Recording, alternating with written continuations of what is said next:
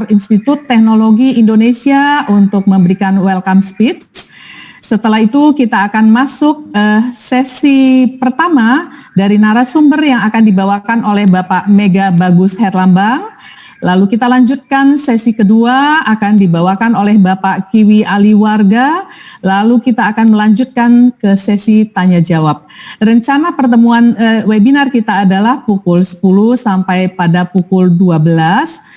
Dan sebelum kita memulai acara ini, kami harapkan semua peserta tolong mute untuk semua ininya ya, supaya nanti bisa webinar ini berjalan dengan baik.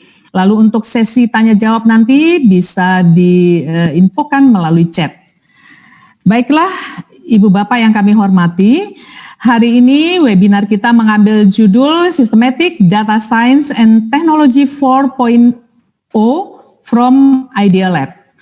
Mengapa tema ini diambil? Karena sebagai seorang teknik industri, kita melihat bahwa kehadiran industri 4.0 ini akan berkontribusi untuk meningkatkan efektivitas, efisiensi, dan produktivitas di lantai produksi, yang ini tentunya sejalan dengan keilmuan teknik industri, di mana ilmu teknik industri adalah perbaikan sistem secara berkelanjutan untuk meningkatkan efektivitas, efisiensi, yang pada akhirnya akan meningkatkan produktivitas. Untuk meningkatkan produktivitas itu tentunya peranan teknologi sangat penting, apalagi pada industri 4.0 ini. Cyber physical system, internet dan jaringan, data dan services ini memegang peranan penting. Oleh sebab itu, hari ini kita akan mendengarkan paparan bagaimana keterkaitan antara ilmu teknik industri dan industri 4.0. Kita akan mendengarkan paparan dari Bapak Mega Bagus Herlambang tentang Systematic Data Science and Technology 4.0. Lalu kita akan mendengarkan paparan dari Bapak Kiwi Aliwarga bagaimana aplikasi teknologi 4.0 di Idea Lab di UMG Myanmar. Baiklah, untuk yang pertama dengan hormat kami minta Bapak Rektor Institut Teknologi Indonesia, Bapak Dr. Insinyur Marzan Aziz Iskandar, IPU, untuk memberikan welcome speech-nya. Kami persilakan dengan hormat, Pak.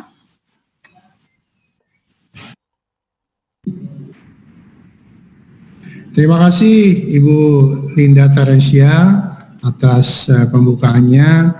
Ibu Bapak sekalian, izinkan saya menyampaikan welcome speech dalam rangka acara webinar ya teknik industri pada tanggal 20 Juli 2020. Assalamualaikum warahmatullahi wabarakatuh. Selamat pagi, salam sejahtera untuk kita semuanya.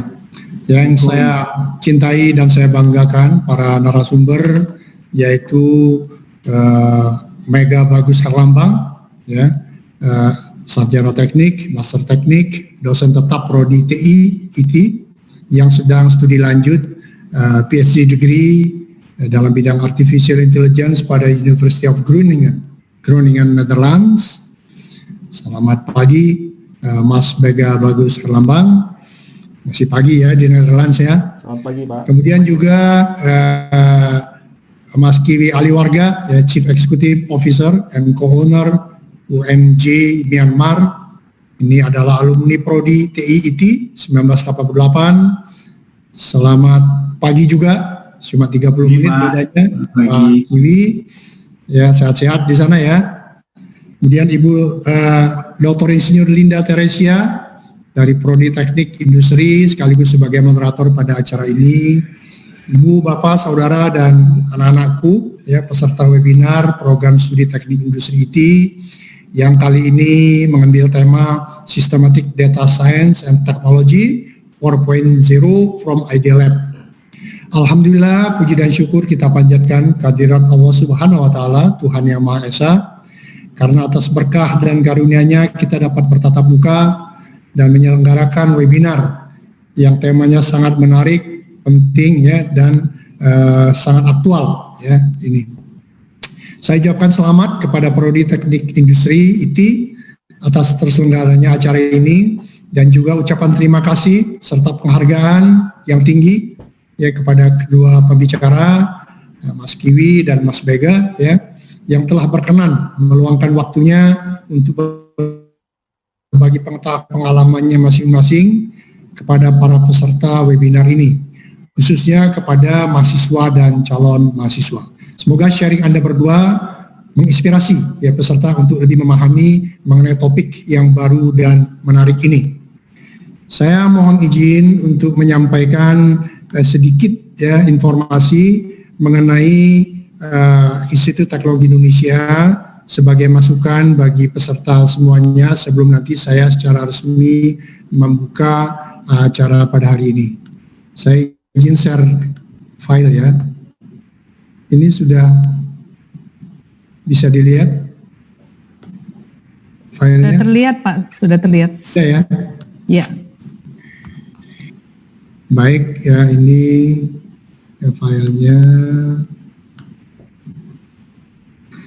Nah Ibu Bapak sekalian, saya ingin memperkenalkan sedikit mengenai Institut Teknologi Indonesia, ya The Technology Based Entrepreneur University, yang merupakan alma mater juga dari kedua pembicara, ya terutama juga baik Mas Mega maupun Mas Iwi Aliwarga.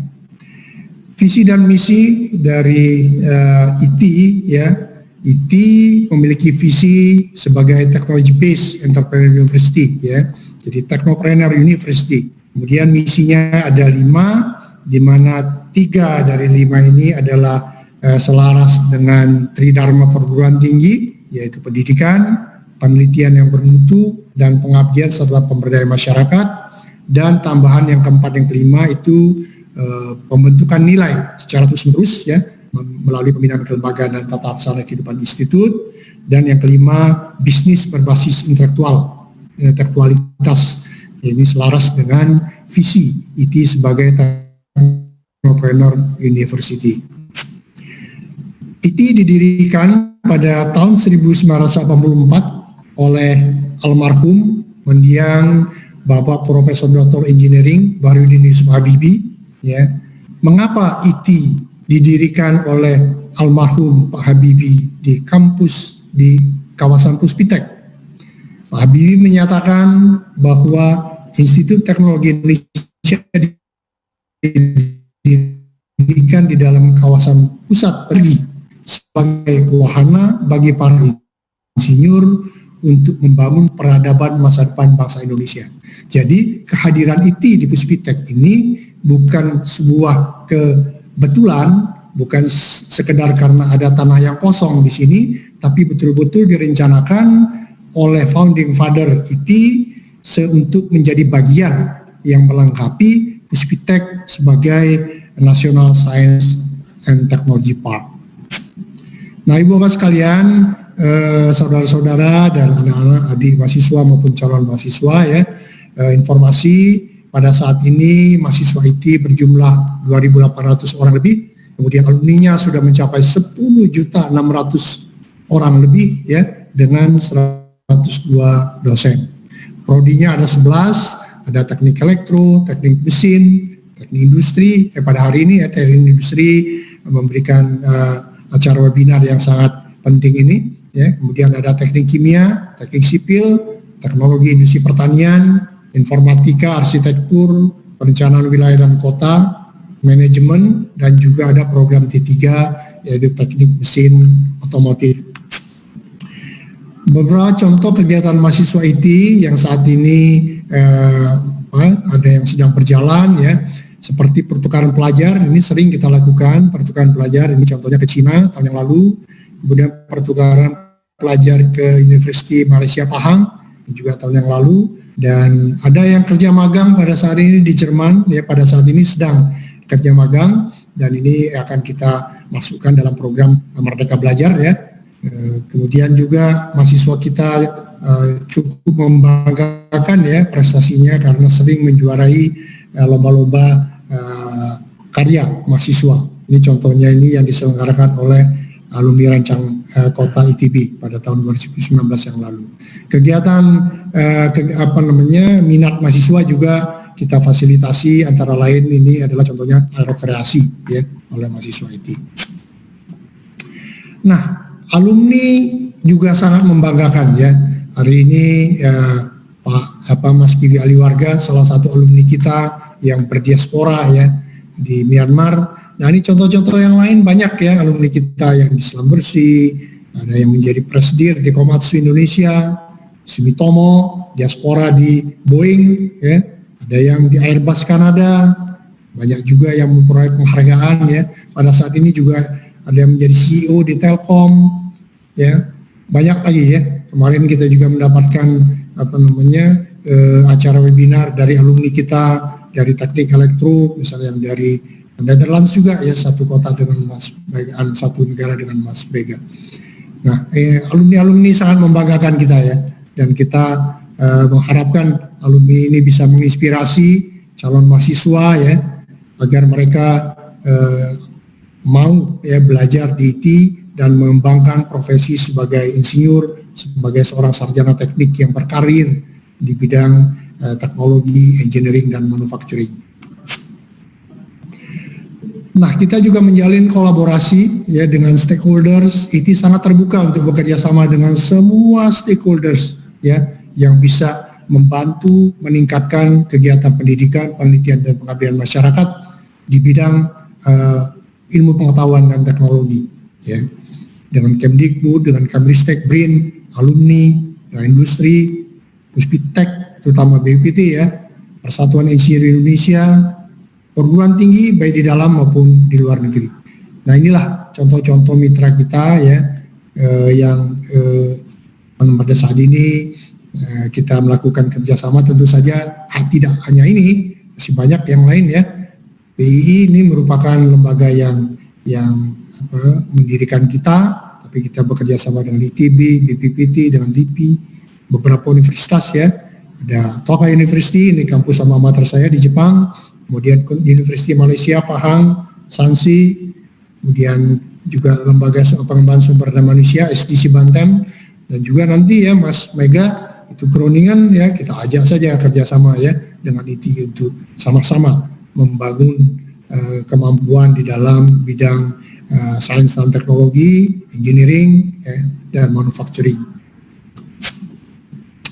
Nah, informasi yang lain yang ingin saya sampaikan mengenai bidang fokus riset unggulan yang antara lain ya, energi baru dan terbarukan, ada material dan manufaktur, dan infrastruktur. Ya. Di dalam bidang energi baru dan terbarukan ada sub bidang seperti energi substitusi bahan bakar fosil, ada biodiesel, biogas, baterai, hidrogen fuel cell, dan lain-lain. Ada sistem energi yaitu pembangkitan sistem hybrid, ya ada smart grid, elektronika daya, dan lain-lain, serta konservasi, kelestarian, dan ketahanan energi. Ya. Kemudian dalam bidang material dan manufaktur, kita melakukan kegiatan yang produk-produk yang baru ya, advance, ada material implant, ada biokompatibel, ya, ada bioceramik dan hidroksiapatit dan lain sebagainya. Ini merupakan produk-produk yang di masa depan ya akan sangat dibutuhkan sebagai produk untuk kebutuhan nasional maupun global. Kemudian di bidang infrastruktur, kita memiliki sub bidang prioritas seperti pengembangan ekosistem, kemudian transit oriented development, ini pembangunan kawasan perkotaan dan wilayah yang memaksimalkan penggunaan transportasi umum atau berjalan kaki, ya, pedestrian, dan ada urban design, infrastruktur pemukiman, dan ini mungkin yang banyak hubungannya dengan bidang industri yaitu manajemen proyek dan konstruksi, ya, di mana saya kira akumulasi berbagai teknologi informasi yang terbaru itu akan sangat dibutuhkan di dalam manajemen proyek dan konstruksi ini. Di samping itu kita juga di IT sangat aktif di dalam melakukan kegiatan ataupun program pengabdian masyarakat. Ya, salah satunya ini adalah urban farming, di mana IT telah menyelenggarakan percontohannya di Desa Lengkong, ya, Kabupaten Tangerang sejak 2018 yang lalu. Manfaat urban farming ini adalah untuk merevitalisasi kawasan perkotaan, mereduksi sampah, ya, mengedukasi dan memberdayakan masyarakat, serta menghasilkan inovasi dan pengembangan bisnis hijau. Pada saat ini program ini sudah dijadikan percontohan ya sebagai program ketahanan pangan Provinsi Banten. Nah, ini kegiatan semacam ini tentu saja bisa ya ditingkatkan lagi kualitasnya untuk meningkatkan produktivitas, efisiensi dan sebagainya dengan menambahkan ya teknologi-teknologi baru termasuk seperti artificial intelligence, Internet of Things dan sebagainya yang saya kira ini akan lebih cepat ya bisa meningkatkan ataupun merecover ya kegiatan UMKM maupun IKM terutama di daerah percontohan kita dan kemudian bisa kita replikasi juga di daerah-daerah yang lain. Kemudian untuk kegiatan pengabdian masyarakat yang lain ini pendampingan branding dan marketing kita lakukan melalui program Bina Lingkungan Kampus. Setiap tahun kita membina paling sedikit 20 UMKM maupun IKM ya. Saat ini sudah lebih dari 200 yang kita bina dalam usaha kuliner, fashion dan lain-lain. Dan ini contohnya kita berikan dalam bidang IT ya, e-commerce yang ternyata berdampak sangat baik ya dalam proses perbaikan proses maupun pemasaran ya. Sehingga ada contohnya itu ada UMKM yang pasca pelatihan setelah dimonitor selama 3 bulan itu meningkat omsetnya sampai 528 juta, ini meningkat sekitar 3 kali ya daripada sebelum pelatihan. Nah, pada tahun 2019 yang lalu IT meraih penghargaan Mark Plus ya sebagai perguruan tinggi yang berperan dalam memajukan UMKM atau IKM di Tangerang Selatan. Nah, kita mengharapkan ya kegiatan memberikan dorongan ya endorsement bantuan kepada UMKM ini akan kita tingkatkan ya. Kita mengharapkan dukungan dari berbagai pihak agar UMKM dan IKM ini bisa segera bangkit ya di tengah pandemi COVID-19 yang bagaimanapun juga telah mempengaruhi ya usaha-usaha UMKM ini sampai saat ini. Jadi kita harapkan ini akan bisa cepat recover kembali. Kegiatan yang lain, BIT juga membina tenan-tenan ya melalui program di inkubator bisnis. Ini contoh beberapa tenan yang dibina oleh PI2B di IT. Ada PT Electrical ya, ada PT Startech Otomasi dan sebagai Politek. Ini bidangnya ini banyak di bidang elektro, tapi juga agro ya. Kemudian organik, pupuk organik dan sebagainya. Nah, ini juga menjadi kebanggaan ya dari IT yang terus berupaya untuk melahirkan ya perusahaan-perusahaan baru ya melalui inkubator bisnis ini.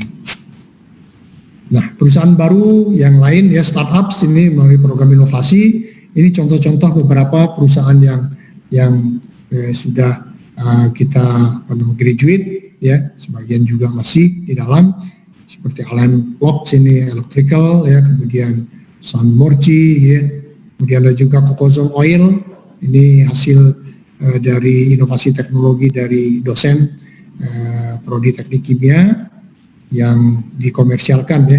Ini kemarin mendapatkan penghargaan sebagai salah satu produk yang mampu menangani ya, pencegahan COVID-19. Ibu sekalian, itulah hal-hal yang ingin saya sampaikan pada acara pagi hari ini ya.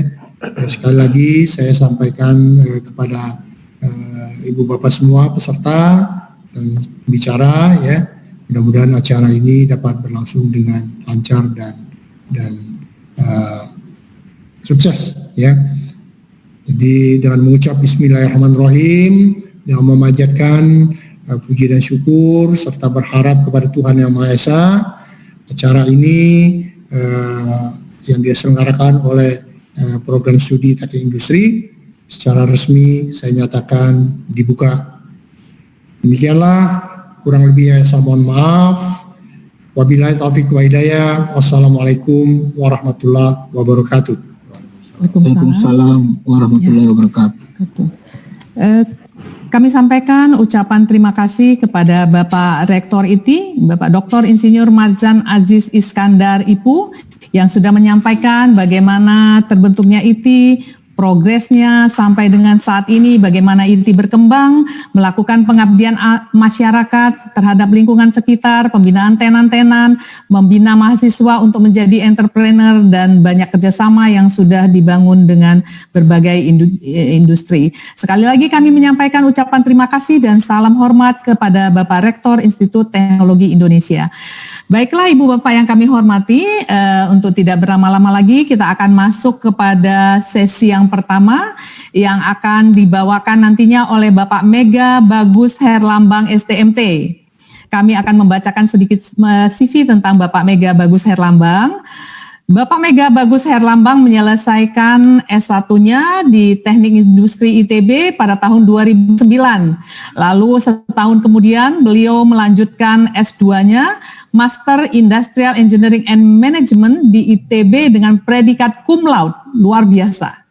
Lalu sekarang Pak Mega sedang melanjutkan pendidikan doktoralnya di University of Groningen, mengambil bidang Artificial Intelligence. Untuk pengalaman kerja beliau pada tahun 2011 sampai 2012 pernah menjadi dosen teknik industri di Universitas Diponegoro, lalu 2012 sampai sekarang membantu sebagai konsultan untuk mengembangkan IKM guna mengembangkan bisnisnya di PT EPAM Tutlus Setia. Lalu tahun 2014 sampai sekarang menjadi dosen di Teknik Industri ITI, dan juga pada tahun 2015 sampai 2016 pernah menjadi instruktur di Public Speaking Institute. Bapak Mega memiliki begitu banyak pengalaman di dalam berbagai seminar, dan kami mungkin tidak membacakan semua ya Pak karena terlalu banyak. Tapi memang sangat menarik kalau Pak Mega saat ini sedang menggeluti bidang Artificial Intelligence, dan mungkin Oktober ini insya Allah akan menamatkan pendidikan S3-nya, maka tidak salah pada kesempatan ini beliau akan membawakan materi terkait dengan Systematic Data Science and Technology 4.0. Baiklah, kami persilakan Bapak Mega untuk segera membawakan paparannya pada kesempatan ini. Terima kasih. Terima kasih banyak atas kesempatan yang diberikan. Yang saya hormati Bapak Marzan Iskandar selaku Rektor ITI, kemudian Pak Kiwi Aliwarga selaku narasumber, dan Bu Lida selaku moderator, dan kolega-kolega ITI lain yang sedang bersama di webinar ini, dan tentunya teman-teman lainnya juga ya. Saya akan coba share screen dulu, apakah berhasil? Coba ya. Apakah sudah terlihat? Ya. Baik. Sudah, Pak. Ya, jadi saya akan mulai dengan kali ini saya akan membawakan materi tentang Systematic Data Science ya. Kalau kita artikan ke dalam bahasa Indonesia, artinya data science ilmu mengolah data, kemudian sistematik artinya bagaimana cara mengolah data yang sekian banyak secara terstruktur, terintegrasi, dan tentunya menyeluruh. Kemudian saya akan mulai berbicara tentang revolusi yang terjadi saat ini, sehingga kita semua paham fase apa yang pernah terjadi dan fase apa yang akan terjadi di masa depan. Pertama kita mulai dengan revolusi industri yang pertama, kurang lebih pada tahun 1700-an, di mana pertama kali ditemukanlah proses perubahan dari proses produksi yang bersifat handcraft, manual dengan tangan, menjadi sebuah proses produksi yang dilakukan oleh mesin ya. Dibantu ditemukannya mesin uap pada saat itu dan mesin hydropower bertenaga air ya, melalui watermill dan seterusnya, sehingga produktivitas yang sebelumnya manual menjadi lebih cepat. Kemudian pada 100 tahun kemudian, 1800-an pertengahan begitu ya, ditemukanlah teknologi listrik, sehingga yang tadinya sudah mulai cepat, sekarang menjadi lebih cepat lagi. Pada saat itu juga mulailah ada seorang yang disebut dengan nama Frederick Winslow Taylor, yang kita kenal bagi orang-orang yang bekerja di dunia industri ya, sebagai bapak teknik industri. Beliau mulai mengembangkan yang disebut pengetahuan tentang scientific management, time study, dan seterusnya. Dan pada fase ini juga mulailah ada pabrik mobil pertama kali yang mencoba membuat mass production, produksi massal, yaitu pabrik mobil Ford ya. semua mobil seragam, hitam semua, satu jenis. Intinya pada saat itu adalah bagaimana caranya membuat produksi sebanyak mungkin dan seefisien mungkin. Berlanjut lagi di era 1900-an hingga saat ini, jadi kita sekarang masih berada di industri ketiga, sedang memasuki fase industri keempat, di mana yang tadinya sudah cepat, sudah ada listrik ya, mulailah ditemukanlah komputer. Sekarang komputer sudah sangat cepat, Pentium-nya sudah sangat, ya prosesor sudah sangat cepat sekali ya. Jadi yang mesin-mesin tadi yang bersifat cepat sekarang menjadi lebih cepat lagi dengan konsep robotik ya, konsep-konsep otomasi dan seterusnya. Pada dasarnya adalah robot-robot ini hanya mampu melakukan aktivitas yang memang sudah diprogram. Jadi kalau kita berbicara tentang proses pengecatan, maka dia hanya bisa melakukan proses pengecatan, tidak bisa melakukan hal yang lain. Itulah yang sekarang sedang fokus di penelitian di dunia AI maupun di dunia robotik, bagaimana caranya robot bisa melakukan aktivitas lain yang memang tidak diprogram. Nah, sekarang kita masuk ke fase keempat ya, di mana orang berbicara tentang 4.0 dimanapun. Intinya adalah bagaimana robot-robot ini ya, kalau kita berbicara sebuah proses manufaktur ya, bagaimana robot-robot ini itu bisa saling berinteraksi. Jadi kalau ibaratnya kita sekarang punya HP, punya laptop, HP dan laptop ini bisa saling berkomunikasi ya, bisa saling ngobrol ya. Nanti akan saya jelaskan konsep aslinya seperti apa. Nah, sekarang kita masuk ke the true industry 4.0. Jadi kalau banyak orang mulai mengkaitkan segala sesuatu ya futuristik dengan angka 4 ya, 4.0, mari kita menelisik ya, kembali lagi ke definisi asli dari industri 4.0 yang digalakkan oleh negara Jerman. Jadi ini saya tunjukkan semua dulu ya.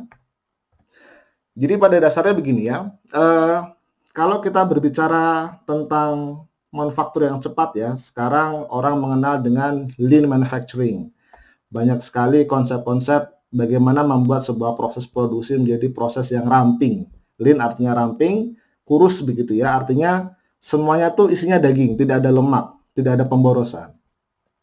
Nah, di industri 4.0 itu nanti lean ini akan menjadi betul-betul lean. Jadi bukan lean yang semu. Sekarang sudah cukup lean, tapi masih ada hal-hal yang tidak perlu di sebuah proses produksi, masih ada banyak pemborosan, dan diusahakan semuanya menjadi lean. Saya berikan contoh kalau kita berbicara tentang mobil Toyota, ya, Toyota ini adalah sebuah perusahaan mobil yang menjadi banyak rujukan orang-orang industri tentang bagaimana menciptakan sebuah sistem produksi, lini produksi yang sangat efisien. Jadi satu mobil itu memerlukan waktu 22 jam ya, berdasarkan sumbernya. Satu mobil untuk produksi satu mobil butuh 20 jam. Dan jarak antara mobil 1 dan mobil 2, jadi mobil 1 keluar, kemudian mobil 2 keluar, jaraknya hanya kurang lebih sekitar 50 detik saja. Jadi sudah sangat cepat sekali. Setiap 50 detik keluar satu mobil, dan seterusnya. Yang terjadi adalah, saat ini yang terjadi adalah ketika terjadi sebuah error atau sebuah kesalahan di sebuah lini produksi ya, saya ambil contoh misalnya sebuah rangka mobil nanti perlu di assembly, kemudian nanti perlu dimasukkan mesin, dicat dan sebagainya, ada satu lini saja yang error, maka lini produksi itu harus dihentikan. Ada sebuah sistem disebut dengan sistem undo namanya. Ketika lini produksi itu dihentikan, maka secara secepat mungkin semua orang-orang yang bertanggung jawab terhadap lini produksi itu harus segera mungkin menyelesaikan permasalahan tersebut. Dan saat proses itu dihentikan, maka semua proses di belakangnya juga ikut dihentikan. Nah, ini termasuk pemborosan. Ketika lini produksi itu berhenti, artinya ada waktu diam atau istilahnya adalah downtime kalau dalam orang-orang industri atau manufaktur, di mana downtime ini diusahakan tidak pernah ada. Bagaimana caranya agar downtime ini tidak pernah ada? Caranya adalah dengan sistem itu bisa memonitor dirinya sendiri. Jadi ketika sebuah mesin sudah saatnya dilakukan maintenance, sebelum maintenance itu betul-betul terjadi, harus ada sebuah konsep bagaimana perawatan itu bisa terjadi sebelum itu benar-benar terjadi, atau kita dengan namakan istilah dengan predictive maintenance. Jadi setiap mesin punya sensor, di mana sensor ini bisa mendeteksi kondisi pada dirinya sendiri, kondisi mesin itu sendiri. Dia juga bisa mendeteksi kondisi mesin lain yang berada dalam satu lingkup produksi. Dia juga bisa mendeteksi kondisi environment-nya, kondisi lingkungannya, sehingga apapun yang terjadi itu mereka sudah bisa memprogram dirinya sendiri. Jadi industri 4.0 adalah sebuah visi yang memang cukup menantang untuk diwujudkan ya.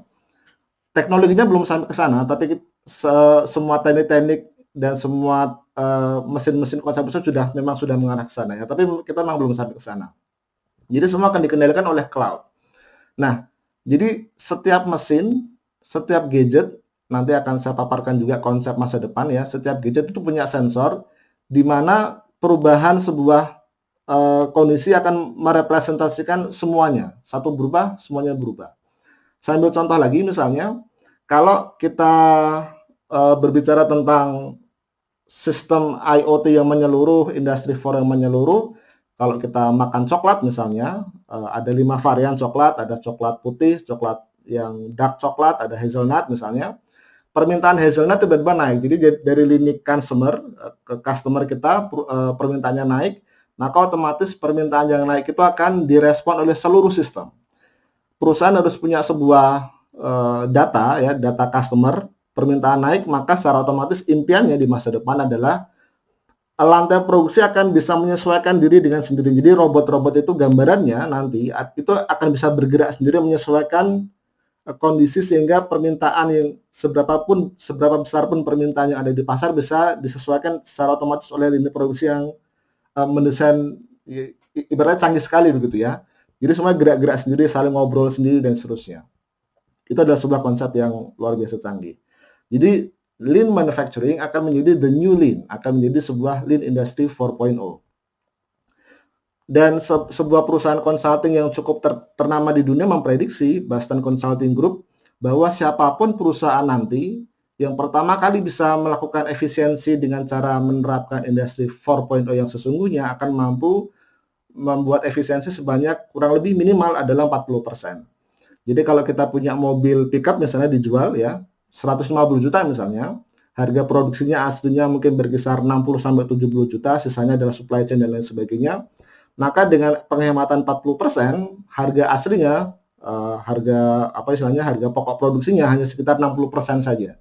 Dan dengan margin seperti itu membuat kemampuan competitive advantage bagi perusahaan jadi semakin besar, lebih fleksibel di pasar dan seterusnya dan seterusnya.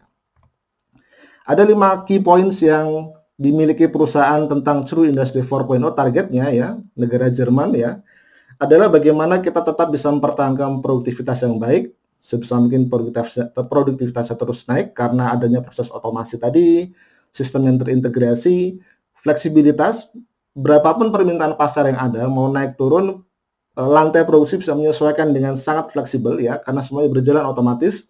Dan sudah hampir tidak ada lagi pekerjaan manual. Jadi manusia-manusia ya yang bekerja misalnya proses pengelasan itu semua dilakukan oleh robot. Tapi bukan berarti manusia tidak dibutuhkan, justru semakin banyak orang-orang yang dibutuhkan yang bekerja di balik layar. Jadi mereka-mereka yang mendesain sistem itu justru nanti akan semakin banyak dibutuhkan. Quality, speed, cepat, dan tentunya safety juga tetap di maintain ya. Nah kemudian kita lihat realisasi saat ini. Jadi kalau ini ada sebuah mesin ya, mesin robot Blue dari sebuah UC Berkeley, California Berkeley. Jadi ini mesin ini berusaha membuat aktivitas bagaimana melipat kain ya. Terlihat ini cukup canggih, tapi pada dasarnya ya teknologi saat ini pada dasarnya sepanjang pengetahuan saya, robot hanya bisa melakukan aktivitas yang memang diprogram. Jadi kalau sehebat apapun, barangkali Bapak Ibu atau rekan-rekan pernah mendengar Grandmaster ya, Garry Kasparov kalah oleh mesin AI catur. Atau Lee Sedol, ahli catur Go yang catur hitam putih kalah oleh AI Google juga dan seterusnya. Nah pada dasarnya mesin-mesin itu hanya bisa melakukan catur, dia tidak bisa melakukan aktivitas lain yang memang belum pernah diprogram di mesin tersebut.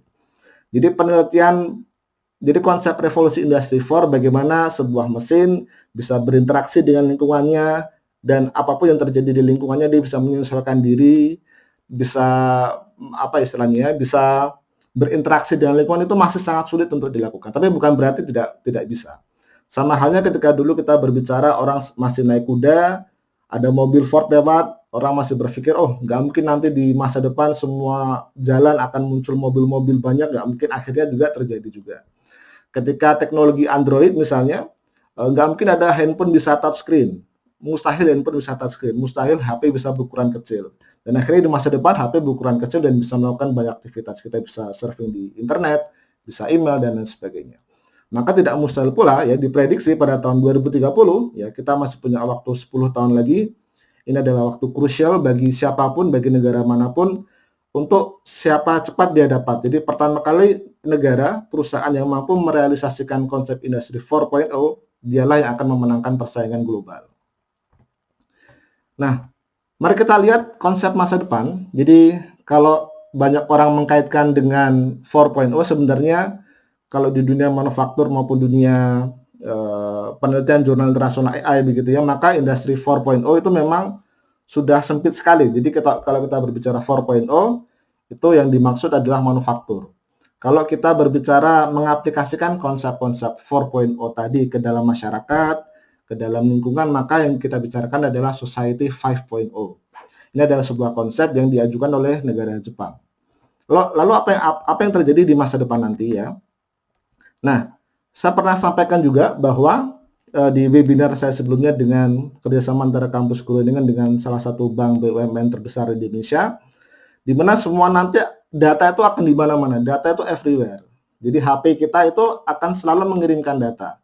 Sebagai bukti nyata ya, kalau Bapak Ibu misalnya, ini real ya, bisa dites sendiri kalau mau ya. Jadi misalnya kita berbicara dengan teman kita, dengan keluarga, anggap saja kita ngobrol tentang kamera. Dengan teman kamera, dengan di kampus nanti, kamera di perusahaan, kita ngobrol tentang kamera, oh kamera ini bagus, dan seterusnya. Dan kita tidak pernah browsing apapun, jadi browsing itu maksudnya buka di internet, begitu kita tidak pernah cari-cari tentang kamera. Uniknya ya, HP kita itu sebenarnya selalu merekam aktivitas kita ya, tanpa kita sadari. Dan ketika kita buka Facebook misalnya, ketika kita buka Facebook, maka anehnya, maka nanti kita akan temukan satu iklan, yang iklan itu adalah tentang kamera. Jadi pada dasarnya suara kita itu direkam oleh HP. Facebook punya sebuah algoritma yang canggih begitu ya, menerjemahkan bagaimana apa yang kita obrolkan, mereka jadi tahu fitur-fiturnya, mereka jadi tahu key factornya, ada hal-hal penting kamera, maka iklan yang dimunculkan adalah iklan kamera. Dan seterusnya, kalau kita ngobrol mobil, iklan yang muncul mobil, kita ngobrol kurikulum, yang muncul kurikulum, ngobrol robot, yang muncul robot, dan seterusnya. Jadi data adalah fakta. Data ini adalah sesuatu yang sangat berharga di masa depan. Dia merepresentasikan kondisi lapangan, merepresentasikan habits, kebiasaan seseorang. Di dunia finansial misalnya, sekarang dikembangkan oleh Bank of China, salah satu bank dengan aset terbesar di dunia. Saya juga sempat sampaikan di webinar, di mana nanti bank-bank akan bisa merekam aktivitas transaksi nasabahnya. Jadi kapan bank itu bisa menawarkan produk-produk itu disesuaikan dengan pola finansial nasabah mereka sendiri. Jadi kalau misalnya gajian setiap akhir bulan atau konsumsi setiap tanggal 15, maka nanti promo-promo yang diberikan bank oleh nasabah itu dipaskan dengan pola masing-masing nasabah. Jadi nasabah A dan nasabah B polanya akan beda, maka timing bank untuk memberikan promo, pinjaman lunak itu juga akan berbeda. Itu salah satu konsep aplikasi AI atau Society 5 di dunia perbankan misalnya. Dan masih banyak lagi. Dan itu semua bersifat real time. AI dan IoT akan menjadi sahabat manusia. Jadi IoT, Internet of Things, intinya adalah bagaimana caranya kita bisa mengambil data. Jadi sensor-sensor itu kecil. Sekarang kita sudah punya IoT sebenarnya. IoT kita adalah HP. HP itu isinya sensor semua ya. Di mana data apa yang kita klik nanti akan tersimpan di cloud ya. Cloud itu pada dasarnya adalah sebuah hard disk ya, dan termasuk program-program mengolah data yang tidak dilakukan di tempat kita, tapi dilakukan di sebuah tempat yang mengawang-awang di luar sana gitu ya.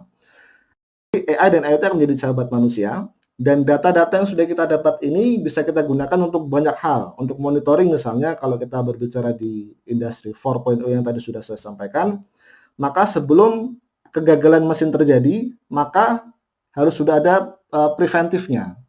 Artinya, mesin itu bisa monitoring dirinya sendiri.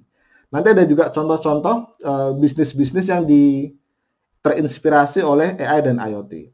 Kembali lagi ke sini, kita juga bisa menggunakannya untuk analytics. Data-data itu yang bersifat besar itu ya, big data istilahnya, bisa kita gunakan untuk analisis lebih lanjut.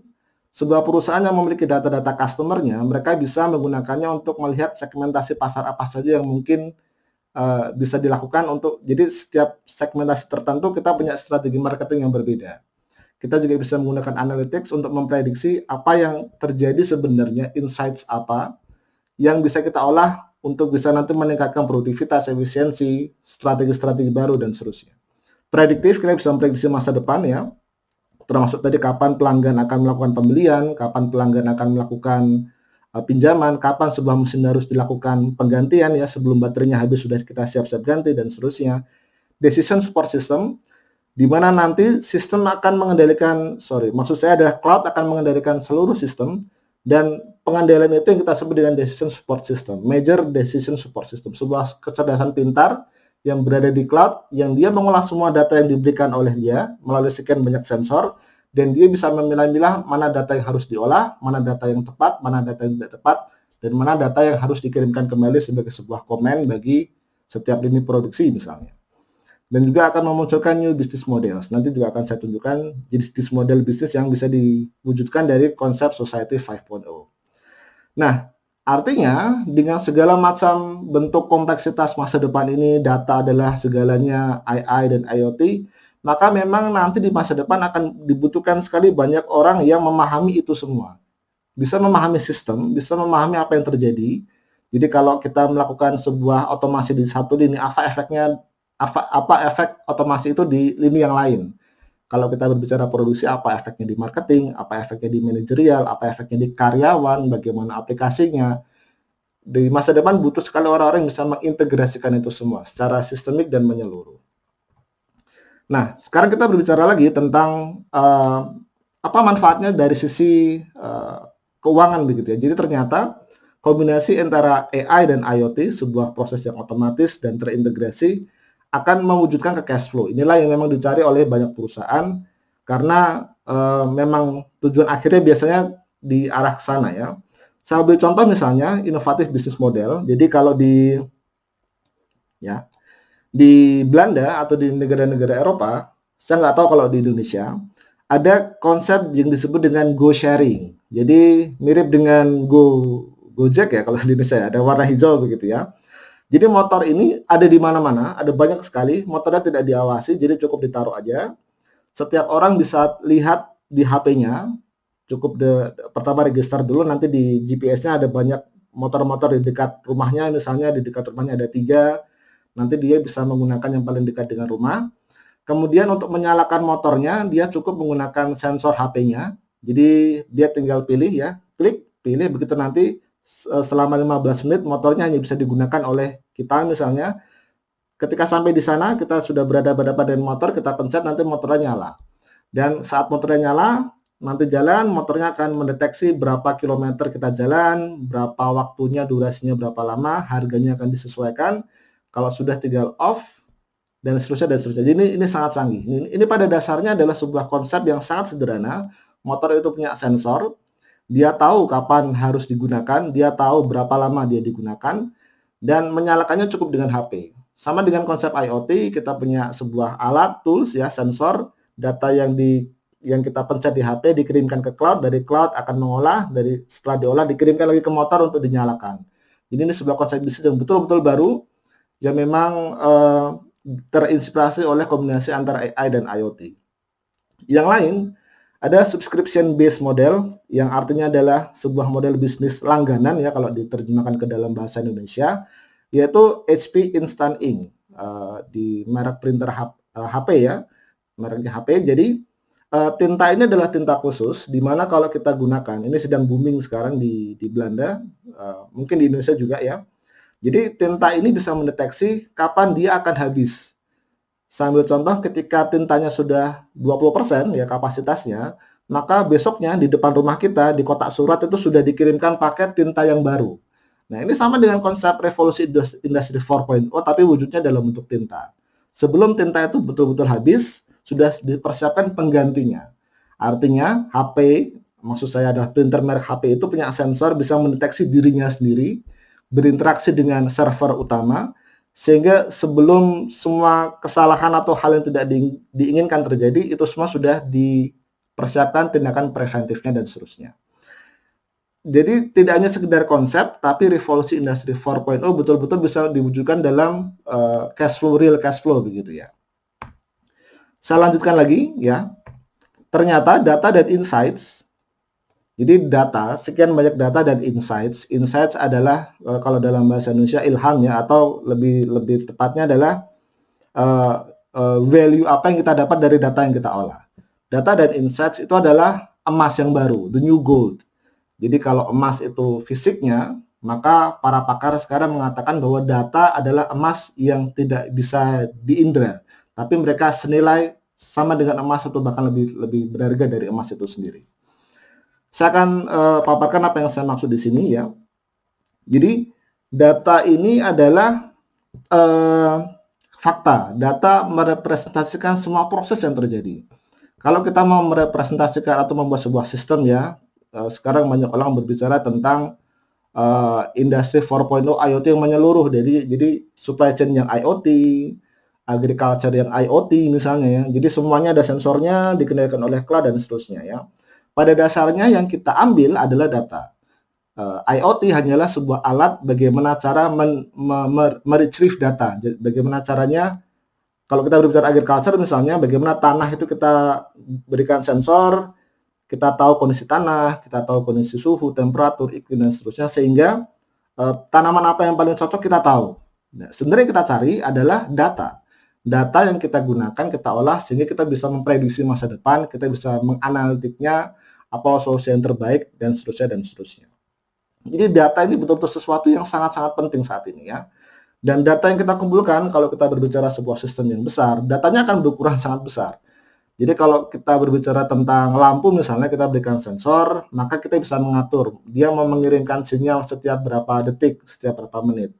Dan kalau kita berbicara sistem besar, maka otomatis datanya luar biasa besar ya. Dan big data itu tidak segalanya. Jadi big data itu kebanyakan data itu kita tidak butuhkan. Jadi sekian banyak data itu mungkin yang bisa kita olah hanyalah 10-20% saja. Sisanya mungkin data-data yang kita pun bingung bagaimana cara mengolahnya begitu ya. Dan quality over quantity. Sekian banyak insights yang kita dapat atau knowledge yang kita dapat dari data yang kita olah, maka yang kita prioritaskan adalah data-data yang betul-betul kita bisa lakukan take action terhadapnya. Jadi istilahnya adalah actionable insights. Data-data yang memang bermanfaat bagi perusahaan, data-data yang memang relevan, ya kata kunci adalah relevan, itulah yang harus kita fokuskan. Jadi quality itu jauh lebih penting daripada sekian banyak ukuran data itu sendiri. Perusahaan bisa mengambil insights pertama kali adalah perusahaan yang akan memenangkan kompetisi. Saya ambil contoh sekarang perusahaan-perusahaan seperti Google, Facebook, Amazon, semuanya mereka fokus ke data ya. Kalau barangkali juga sedang streaming di YouTube ya, kalau kita berbicara YouTube, maka kalau Bapak Ibu browsing tentang masak misalnya, kebiasaan-kebiasaan Bapak Ibu, maka nanti di YouTube misalnya akan ada sebuah kolom recommended videos, rekomendasi video yang cocok, di mana rekomendasi video ini disesuaikan dengan kebiasaan kita. Tadi sudah saya sampaikan bahwa setiap saat perusahaan-perusahaan ini akan selalu merekam aktivitas kita, kebiasaan kita. Sehingga apa yang muncul adalah sesuatu yang kita suka. Dan manfaatnya adalah mereka-mereka yang mengiklankan produknya di YouTube otomatis lebih senang mengiklankan produk di mereka daripada di perusahaan-perusahaan lain. Karena mereka sudah punya target pasar sendiri dan karena YouTube berhasil membuat sebuah algoritma sehingga iklan-iklan yang muncul juga disesuaikan oleh pasar, otomatis saling menguntungkan baik untuk YouTube-nya sendiri, perusahaan-perusahaan yang mengiklankan ke YouTube dan seterusnya, sehingga membuat sebuah istilahnya supply chain values yang sangat baik ya dan sangat kuat. Dan ini juga saya tekankan sekali lagi, mereka-mereka yang mampu memahami sistem ini, mereka-mereka yang paham apa yang sedang terjadi di masa depan, adalah mereka-mereka yang dibutuhkan. Jadi kalau Bapak Ibu mungkin sekarang sedang browsing-browsing, pernah coba-coba ya tentang data scientist ya atau data science atau apapun yang berhubungan dengan data, maka sekarang saat ini sebagai sebuah profesi yang sangat gurih istilahnya. Profesi yang kalau orang bilang dengan penghasilan tertinggi di Amerika dan seterusnya. Dan itu memang betul ya. Mereka-mereka yang paham bagaimana mengolah data, dan tidak hanya mengolah data, yang kurang adalah mereka yang paham sistem secara keseluruhan akan menjadi nilai plus dibandingkan dengan mereka-mereka yang hanya sekedar bisa mengolah data. Jadi di masa depan butuh orang yang bisa mengolah data dan butuh orang yang bisa memahami sistem itu secara keseluruhan. Nah, maka kira-kira apa yang cocok ya? Apa yang pas, profesi apa yang pas untuk bisa istilahnya mengisi kebutuhan pasar tersebut ya. Maka saya akan paparkan tentang industrial engineering atau bahasa Indonesia adalah teknik industri. Saya menemukan sebuah statement menarik di websitenya Oregon State University ya, baru kemarin saya browsing ya. Ini sangat menarik ya, di mana industrial engineers atau lulusan teknik industri kita sebut adalah mereka yang bisa mengaplikasikan ilmu ya, sains secara umum, termasuk matematika dan engineering method. Engineering artinya rekayasa, rekayasa artinya menciptakan sesuatu yang baru, belum pernah ada, dan mengimplementasikannya ke sistem yang kompleks, sistem yang terintegrasi. Dan sistem yang terintegrasi inilah yang memang saat ini sedang dibutuhkan oleh pasar. Selain itu, seorang industrial engineers, mereka juga memiliki knowledge yang sangat luas ya. Mereka paham tentang konsep-konsep kimia, mereka paham tentang konsep-konsep elektrik, mereka paham tentang programming ya. Mereka juga paham, yang paling penting mereka paham bagaimana menyatukan unsur sekian banyak sistem menjadi sebuah pemahaman yang utuh ya. Yang kita sebut di sini dengan istilah, mereka menyebutnya dengan istilah sistem perspektif.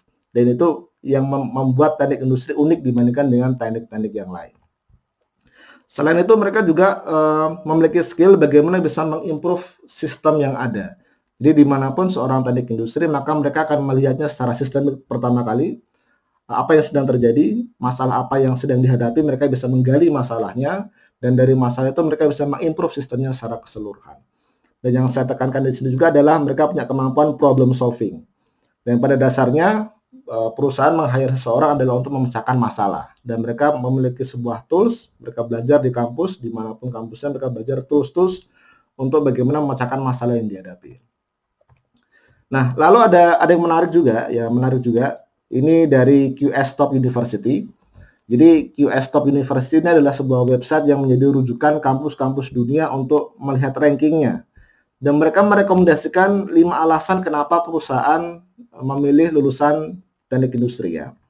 Yang pertama adalah mereka bisa bekerja di berbagai sektor. Jadi banyak sekali alumni-alumni teknik industri yang bekerja di oil dan gas, bekerja di IT, bekerja di kimia, petrochemical, di manajerial, konsultan dan lain sebagainya. Karena pada dasarnya mereka memiliki basic knowledge dari semua keilmuan tadi, dan mereka berpikir secara sistemik. Jadi dimanapun mereka ditempatkan, mereka bisa menyesuaikan diri dengan baik.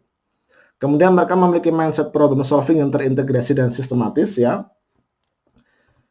Mereka memahami big data, jadi tidak hanya sekedar mereka tahu programming, tapi mereka juga memiliki pemahaman bagaimana data-data itu didapatkan, bagaimana data-data itu dikumpulkan, bagaimana cara mengolahnya, data science ya.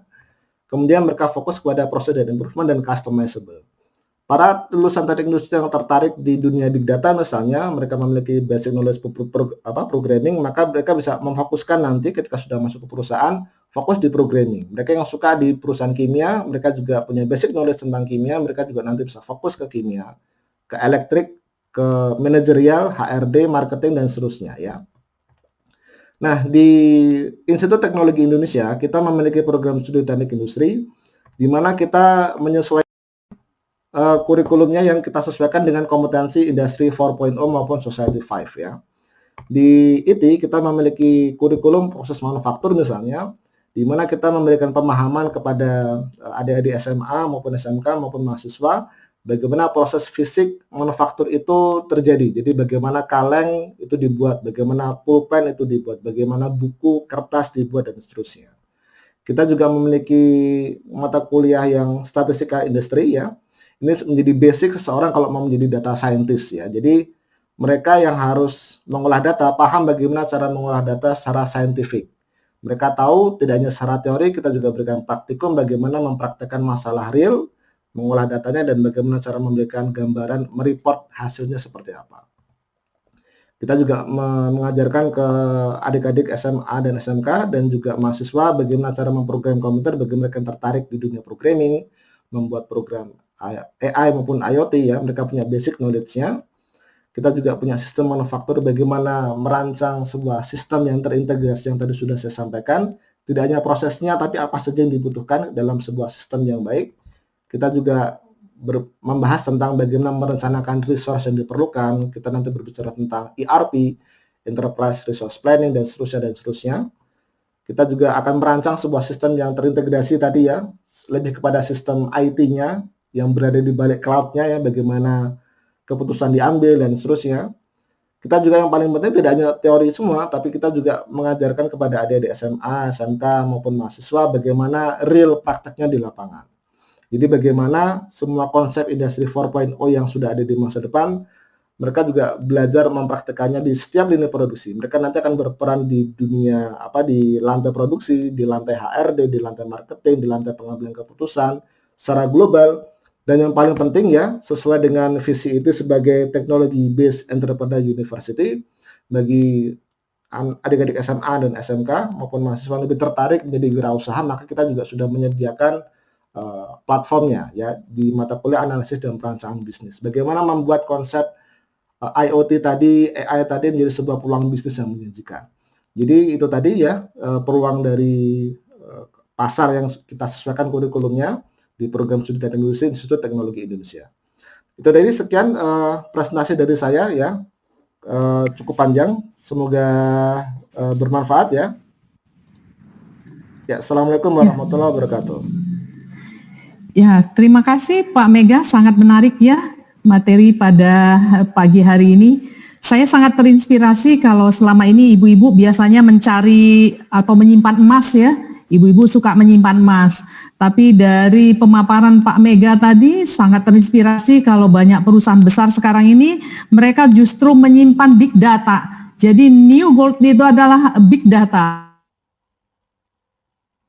Wah, ternyata sangat berharga ini ya. Saya sudah bisa melihat tadi benang merahnya bahwa orang teknik industri itu butuh skill untuk melakukan improvement terhadap sistem, memecahkan permasalahan, kita memahami big data dan juga memahami data science, dan kita adalah orang-orang teknik industri yang mungkin dibutuhkan oleh perusahaan-perusahaan besar yang menyimpan big data atau emas baru tadi pada era 4.0. Sangat menarik. Kita beri aplaus kepada Pak Mega atas presentasinya. Terima kasih Pak Mega. Baiklah Ibu Bapak, kita lanjutkan presentasi yang kedua yang akan dibawakan oleh Bapak Kiwi Aliwarga yang sekarang sedang berada di Myanmar. Sebelum Pak Kiwi menyampaikan presentasinya, kami akan bacakan CV Pak Kiwi terlebih dahulu. Pak Kiwi Aliwarga menamatkan S1-nya pada program studi teknik industri di IT. Lalu pada tahun 1994 menyelesaikan program Master of Engineering di Asia Institute of Technology di Thailand. Dan tahun 2009 sampai 2012 sempat mengambil kuliah di MIT USA, Amerika Serikat, dan mengambil topik System Dynamics. Lalu tahun 2016 Pak Kiwi melanjutkan pendidikannya mengambil S3 di bidang pertanian di Universitas Gadjah Mada. Mudah-mudahan segera bisa menyelesaikan S3-nya ya Pak Kiwi ya. Pak Kiwi ini memiliki pengalaman yang sangat menarik dan sangat baik. Kalau dibacakan ini banyak sekali. Dan kalau saya bisa sampaikan, Pak Kiwi adalah founder dari beberapa startup, ya luar biasa. Founder dari beberapa startup, lalu pada tahun 1998 sampai 2014 menjadi GM of UMG di Myanmar, lalu tahun 2015 sampai sekarang menjadi Chief Executive Officer of UMG di Myanmar. Maka tidak salah kalau pada kesempatan pagi menjelang siang hari ini kita akan mendengarkan presentasi dari Pak Kiwi Aliwarga bagaimana aplikasi dan perkembangan teknologi di UMG Idea Lab Myanmar sejalan atau inline dengan pemaparan dari Pak Mega. Kita akan melihat bagaimana aplikasi kasus dari teknologi di UMG Idea Lab Myanmar. Baiklah Pak Kiwi Aliwarga, kami persilahkan waktunya. Terima kasih Bu Linda. Wah, ini Mega memberikan tugas saya yang berat nih. Presentasi Mega itu bagus sekali. Bagus menerangkan dari Internet of Things to Intelligent of Things to Immersion of Things. Ya, itu memang banyak situ untuk membuat lebih mudah. Apa udah bisa kelihatan? Sudah Pak, sudah. Oke. Sudah kelihatan. Ya, saya akan membuat presentasi tentang teknologi 4.0 di UMG Idea Lab Ecosystem. Ya, saya menjelaskan dengan suatu story, ya, story. supaya lebih gampang dicerna sama orang. Adalah story tentang anak saya. Saya punya 3 anak cewek. Yang terbesar namanya Ching Saliwarga atau nama Indonesianya Kartika Aliwarga. Dia sekarang umur 22, sedang kuliah di UC Davis, ambil food science. Mungkin tahun ini atau awal tahun depan selesai, dan dia akan start memulai hidupnya di dunia pekerjaan. Ya, kalau saya memulai 1 hari, a day in the life of Ching Aliwarga, itu gimana dia memulai hari-harinya? Ya, Ching pagi-pagi bangun, ya, dibangunin oleh smart speaker Widya Wicara. Smart speaker Widya Wicara adalah smart speaker berbahasa Indonesia, buatan karya Asa, dan bisa berbicara Indonesia, dan kita bisa membangunkan setiap pagi dengan lagu kesukaan kita. Kita juga bisa tanya ke smart speaker tentang reminder, ada meeting apa hari ini, atau weather forecast, atau dibangunkan oleh smart speaker dari Widya Wicara. Setelah itu diingatkan untuk berolahraga pagi setelah sikat gigi dan berbersih. Dia diingatkan untuk berolahraga. Ya, Jingjing memakai Widya Health Watch, ya, Wish, dan ini akan di launch bulan Oktober tahun ini. Apa kriteria dari jam tangan ini? Jam tangan ini akan memberikan data-data kesehatan tentang Jingjing, dari kalori yang dibakar, langkah yang diambil, terus temperatur tubuh. Ya, saat ini belum ada yang temperatur tubuh. Setelah itu bisa menghitung kalori, kolesterol dan glukos di dalam darah, beserta oksigen level di dalam darah. Jadi kalau misalnya nggak sehat, itu akan diberikan alarm, ya, alarm bahwa keadaannya kurang sehat atau menurun. Nah, itu adalah dari Widya Immersive Technology. Ya, Jingjing menggunakan jam itu, jadi setiap saat dia diberikan update tentang kesehatannya dia, tentang kalori burn, tentang stress level. Setelah dia jogging selama 1 jam, dia kembali, terus dia merasa lapar. Ya, dia merasa lapar dan menanyakan makanan apa yang sehat buat dia, ya. Terus dia diberikan rekomendasi oleh Prosehat tentang makanan yang cocok untuk dia, karena Prosehat link dengan Widya Immersive, Widya Health Watch, dan mengetahui bagaimana kondisi kesehatan Jingjing pada saat itu dan berapa kalori yang dibutuhkan pada saat itu. Jadi dia memberikan rekomendasi makanan kepada Jingjing, bahwa hari ini dia akan menghabiskan 2.500 kilokalori. Jika dia dalam goalnya untuk mereduce weight, ya, dia harus makan 2.000 kalori. Makanan 2.000 kalori hari ini adalah ini. Jadi healthy food recommendations is given. Setelah itu Jingjing masuk ke rumah untuk prepare apa yang mau dia makan, ya. Setelah dia cek ke lemari es, dalam lemari es ada sensor dan kamera memberitahu bahwa dia kekurangan ingredient sayuran atau daging. Jadi langsung dibuat notifikasi ke Jingjing, dan Jingjing bisa order ke Ritex Market. Ritex Market adalah marketplace untuk bahan-bahan agriculture, ya, dengan same delivery. Ya, dia bisa order, dan setelah itu Jingjing makan paginya dan berbicara dengan Widya Wicara untuk menyalakan air conditioning. Ya, jadi Widya Wicara juga terkoneksi dengan AC. Ya, jadi dia bisa nyalakan AC. Lalu setelah makan, Cincin juga ingin musik. Jadi dia ngomong sama smart speakernya. Halo Widya, tolong dong putarkan musik dari Suara. Suara itu adalah aplikasi untuk radio. Jadi radio seluruh di Indonesia, ya lagu-lagunya kita bisa dengar lewat Suara. Setelah Cincin mendengarkan musik dan dia mandi, dia siap untuk ke kantor. Ya, oleh karena di Jakarta traffic, dia memanggil air taxi ya dari Frogs. Ya, kita launch air taxi itu di Januari 2020.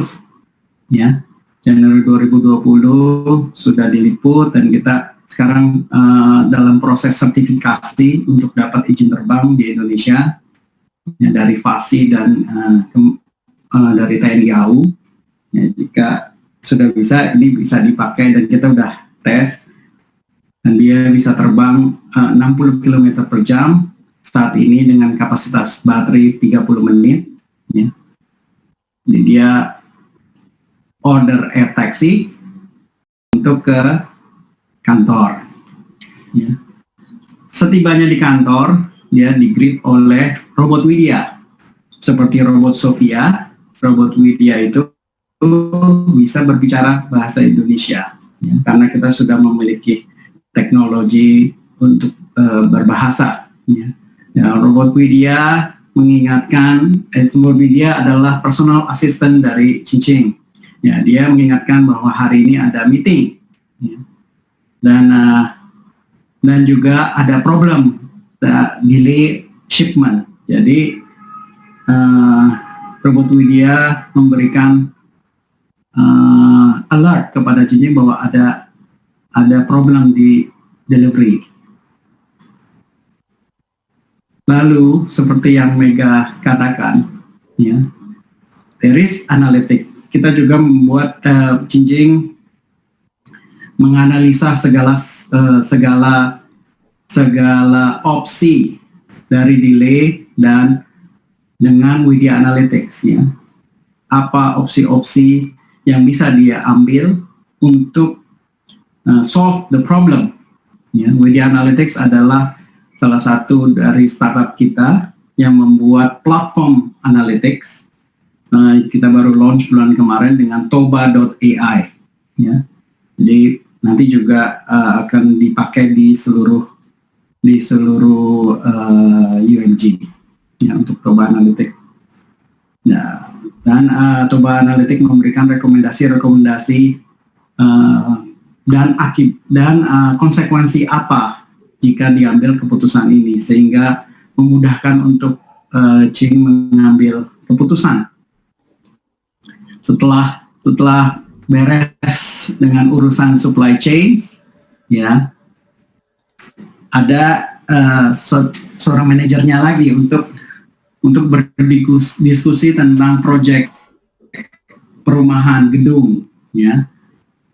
Oleh karena gedung marketnya itu hanya bisa dilihat kecil, jadi kita membuat suatu augmented reality.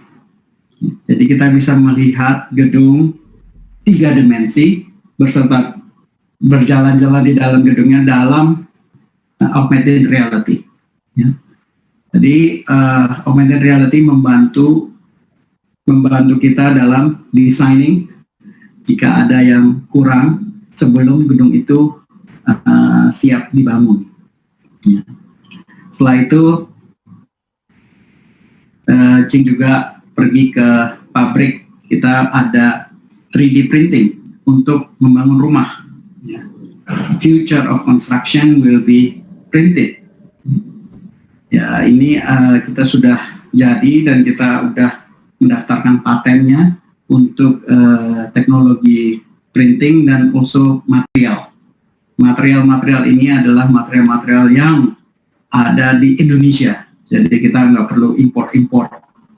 material. Jadi sehingga untuk membuat rumah di Indonesia sekarang hanya dibutuhkan 1 hari, ya, dengan printing dengan biaya sekitar 60% dari rumah yang sekarang ada, cost rumah yang sekarang ada.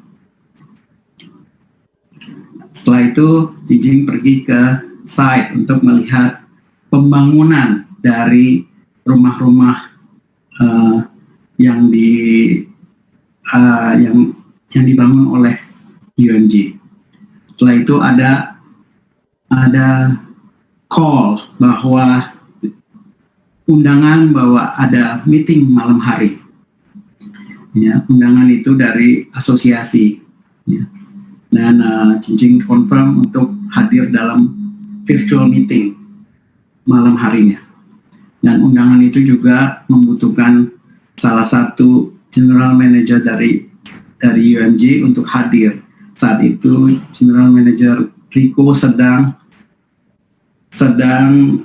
ada di site untuk melihat perkembangan pembudidayaan ikan dan udang yang dilakukan oleh Fishtech Fishery Technology, di mana kita membudidayakan udang di dalam pond 10 meter dan 25 meter, dan kita menggunakan IoT ya, sistem, sehingga dapat memonitor segala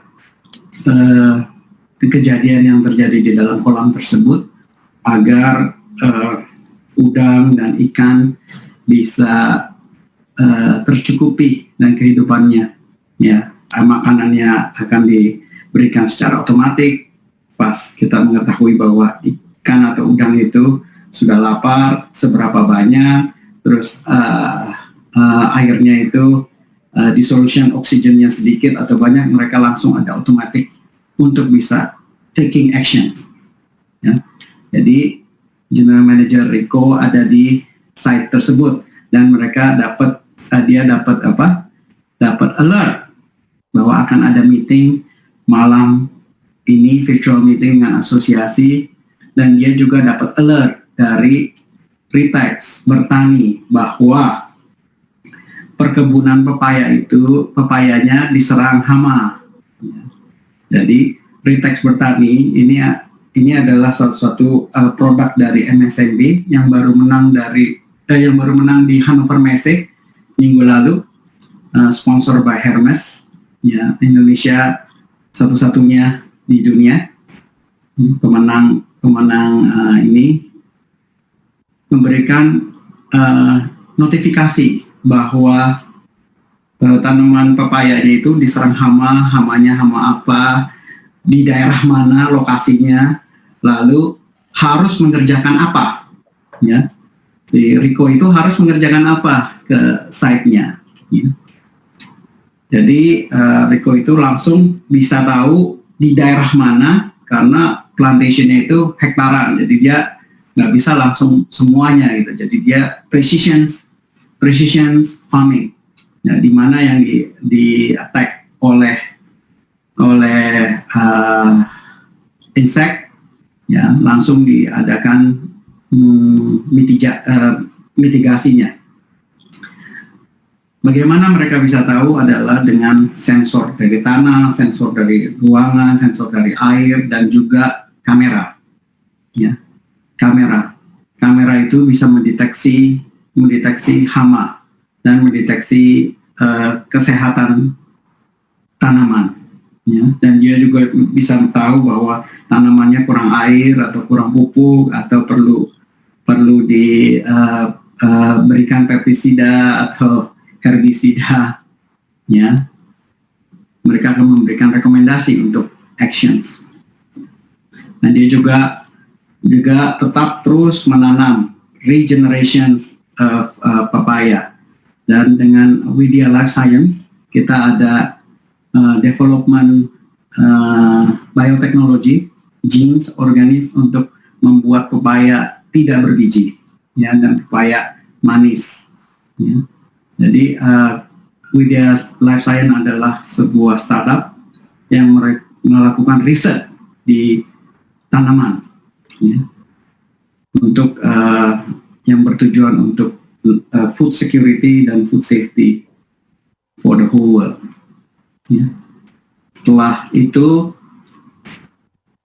mereka perlu disemprot oleh pupuk, makanya kita memanggil frogs sprayer, dan dengan Gromax organic fertilizer yang kita develop sendiri.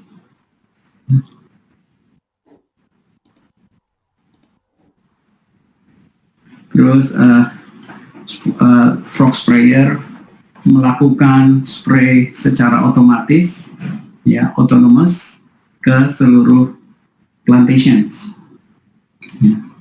Dan juga mengurangi orang dan mengurangi biaya, karena kita sekarang sudah sulit mendapatkan petani. Ya, petani-petani itu orang-orang pada nggak mau jadi petani, tapi mudah-mudahan dengan membawa teknologi, anak-anak muda sekarang tertarik untuk kembali ke industri agriculture. Setelah beres dengan plantations, Rico balik ke office karena dia harus menjual hasil-hasil pertanian, ya, dengan bantuan Botica. Ya, Botica adalah chatbot dan text to speech dari UMG Idea Lab untuk melakukan omnichannel advertising. Ya, mereka menggunakan artificial intelligence dan bisa membuat komunikasi ke seluruh channel, WhatsApp, Messenger, everything, dan dimanage oleh satu account, ya, satu admin, sehingga nggak perlu banyak waktu dan dijawab oleh robot. Ya, juga Rico mau melihat pembukuannya, bagaimana performance perusahaan. Jadi Star Chain itu dia membuka aplikasi Star Chain, di sana dia berlangganan untuk bisa mendapatkan financial report and inventory management untuk running sebuah perusahaan kecil seperti small plantationnya dari Rico dan perikanannya dari Rico. Ya. Jadi Starchain itu berguna untuk membantu small medium enterprise dalam membuat report, ya, dan memberikan rekomendasi apa yang diperlukan. Ya, saat ini banyak ya small medium company itu nggak ada pembukuan, keuangannya nggak tahu, inventory-nya nggak tahu. Jadi kita membuat Starchain. Dalam analisa itu diketahui bahwa Rico itu membutuhkan vacuum machine untuk packaging. Jadi dia mencari vacuum machine dan didapatkan supplier dari vacuum machine dari Inagi dan memesan dari Inagi. Oleh karena dia membutuhkan dengan cepat, maka dia mengorder untuk di delivery lewat cargo drone Frogs. Ya, Frogs mempunyai cargo drone dengan kapasitas 25 kg saat ini, dengan kapasitas jelajah 300 km. Ya. Dan kita sedang desain untuk 500 kg cargo drone dengan jelajah 1.200 km per single charge or single fueling. Setelah itu kita balik ke Jingjing, ya, Jingjing balik ke kantor, dia ada meeting dengan management team tentang employee candidate, ya, dia ingin mengadakan assessment dan recruitment dan also promotions dengan management team. Kita ada Widya Skill Loka yang membantu untuk e-recruitment dan juga untuk assessment, ya, assessment dari cara interview, dia mengakses bagaimana body language, suara, semantics, intonasi suara, kata-kata yang dipilih, itu akan diartikan dan membuat rekomendasi bagaimana karakter dari orang tersebut.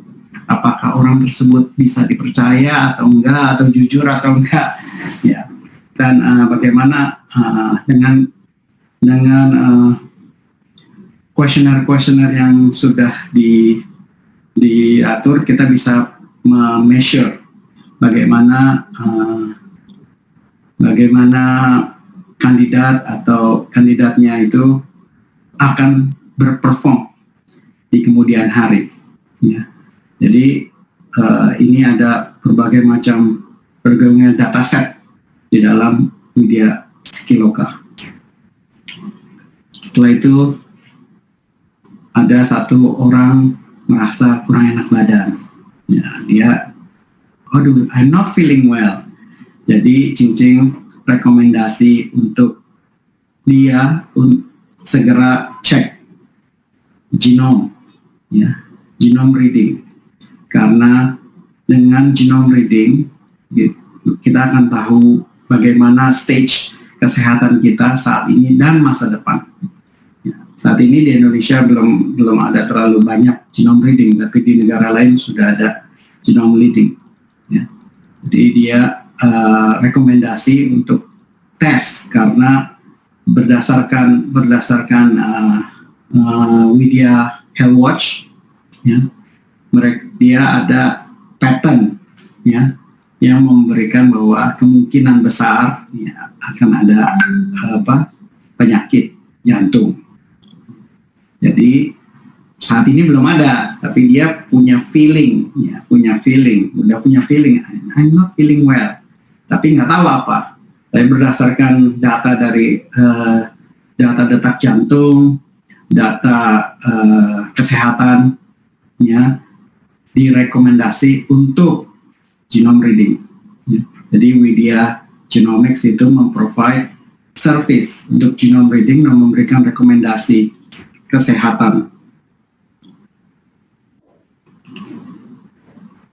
Setelah itu dia bilang, jika ada yang urgent bisa langsung call perawatku. Kita juga ada perawatku yang memprovide training dan marketplace untuk perawat di Indonesia dan juga ekspor untuk negara-negara lain seperti Jepang dan Australia.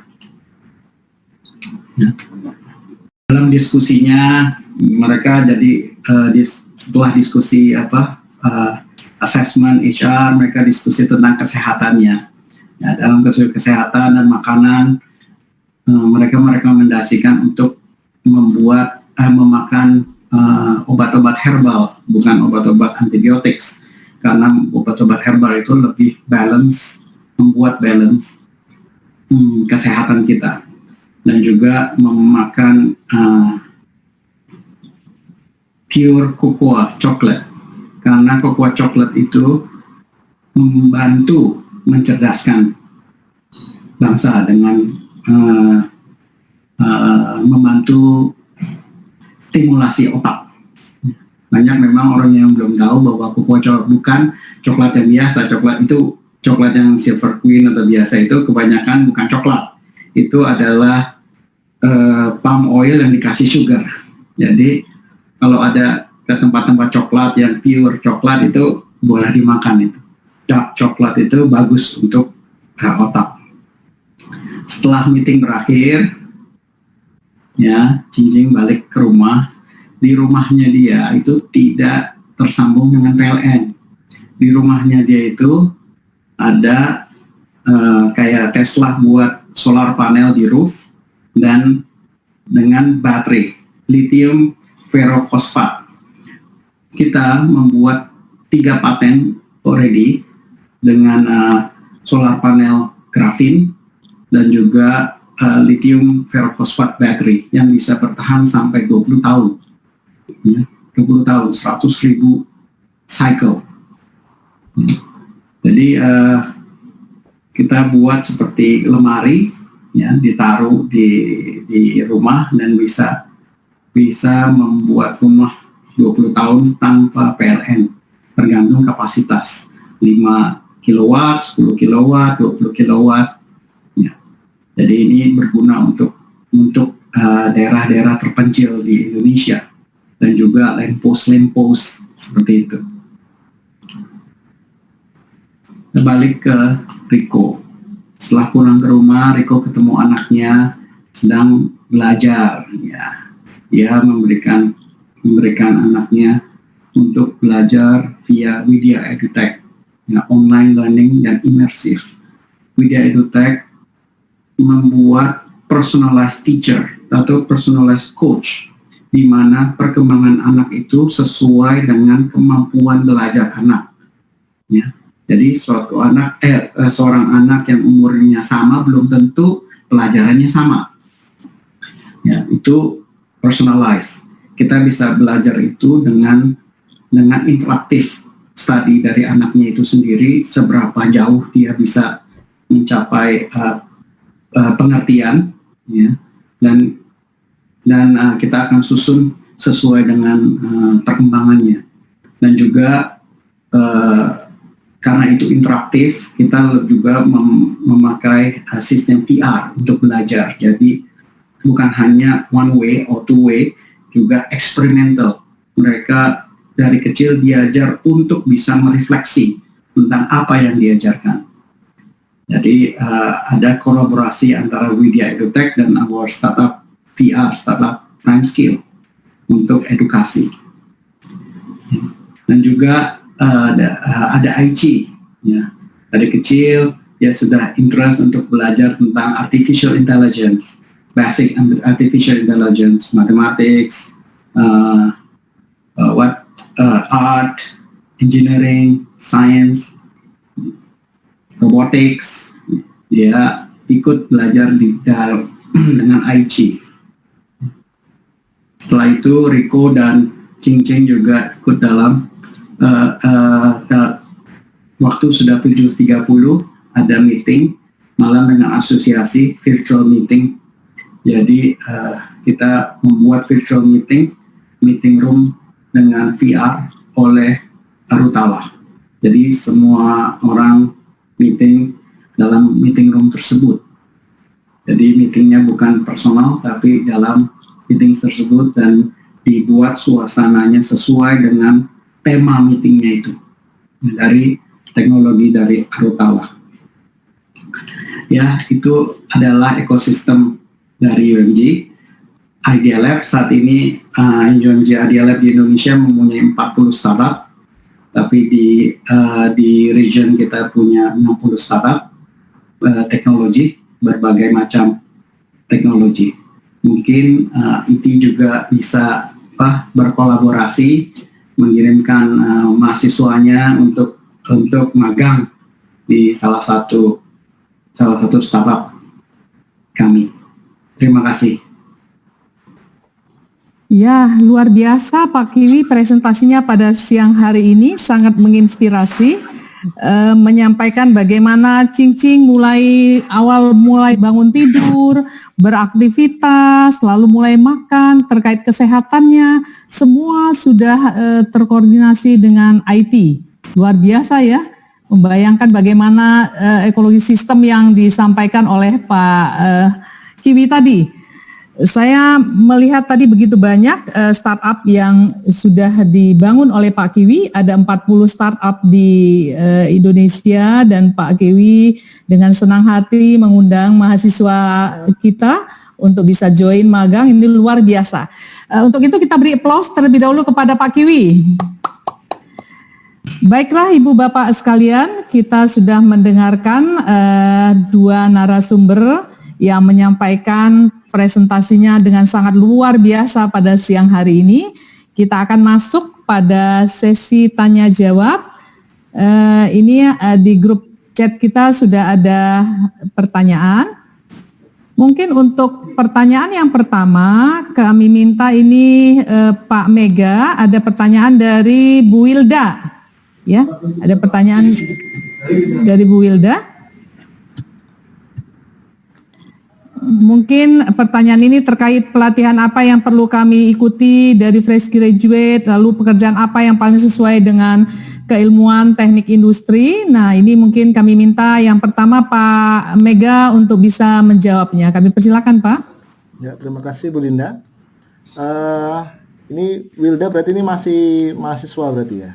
2016 ya? Iya, iya Pak. Ya, Iya. jadi saya punya pengalaman, jadi semasa saya sedang S3, saya ditawari oleh perusahaan yang berbasis di New York ya, untuk menganalisis data mereka. Jadi mereka perusahaan yang berbasis di produksi kasur ya, kasur. Kemudian saya disuruh menganalisis datanya. Jadi untuk menganalisis data, kalau kita berbicara data science, yang saya bayangkan sekali yang terkait sekali dengan teknik industri adalah mengolah data, kondisi apa yang terjadi, dan data itu kita cari ada pola apa di situ, ada problem apa. Kita generate beberapa alternatif solusi yang bisa menjawab permasalahan yang dihadapi.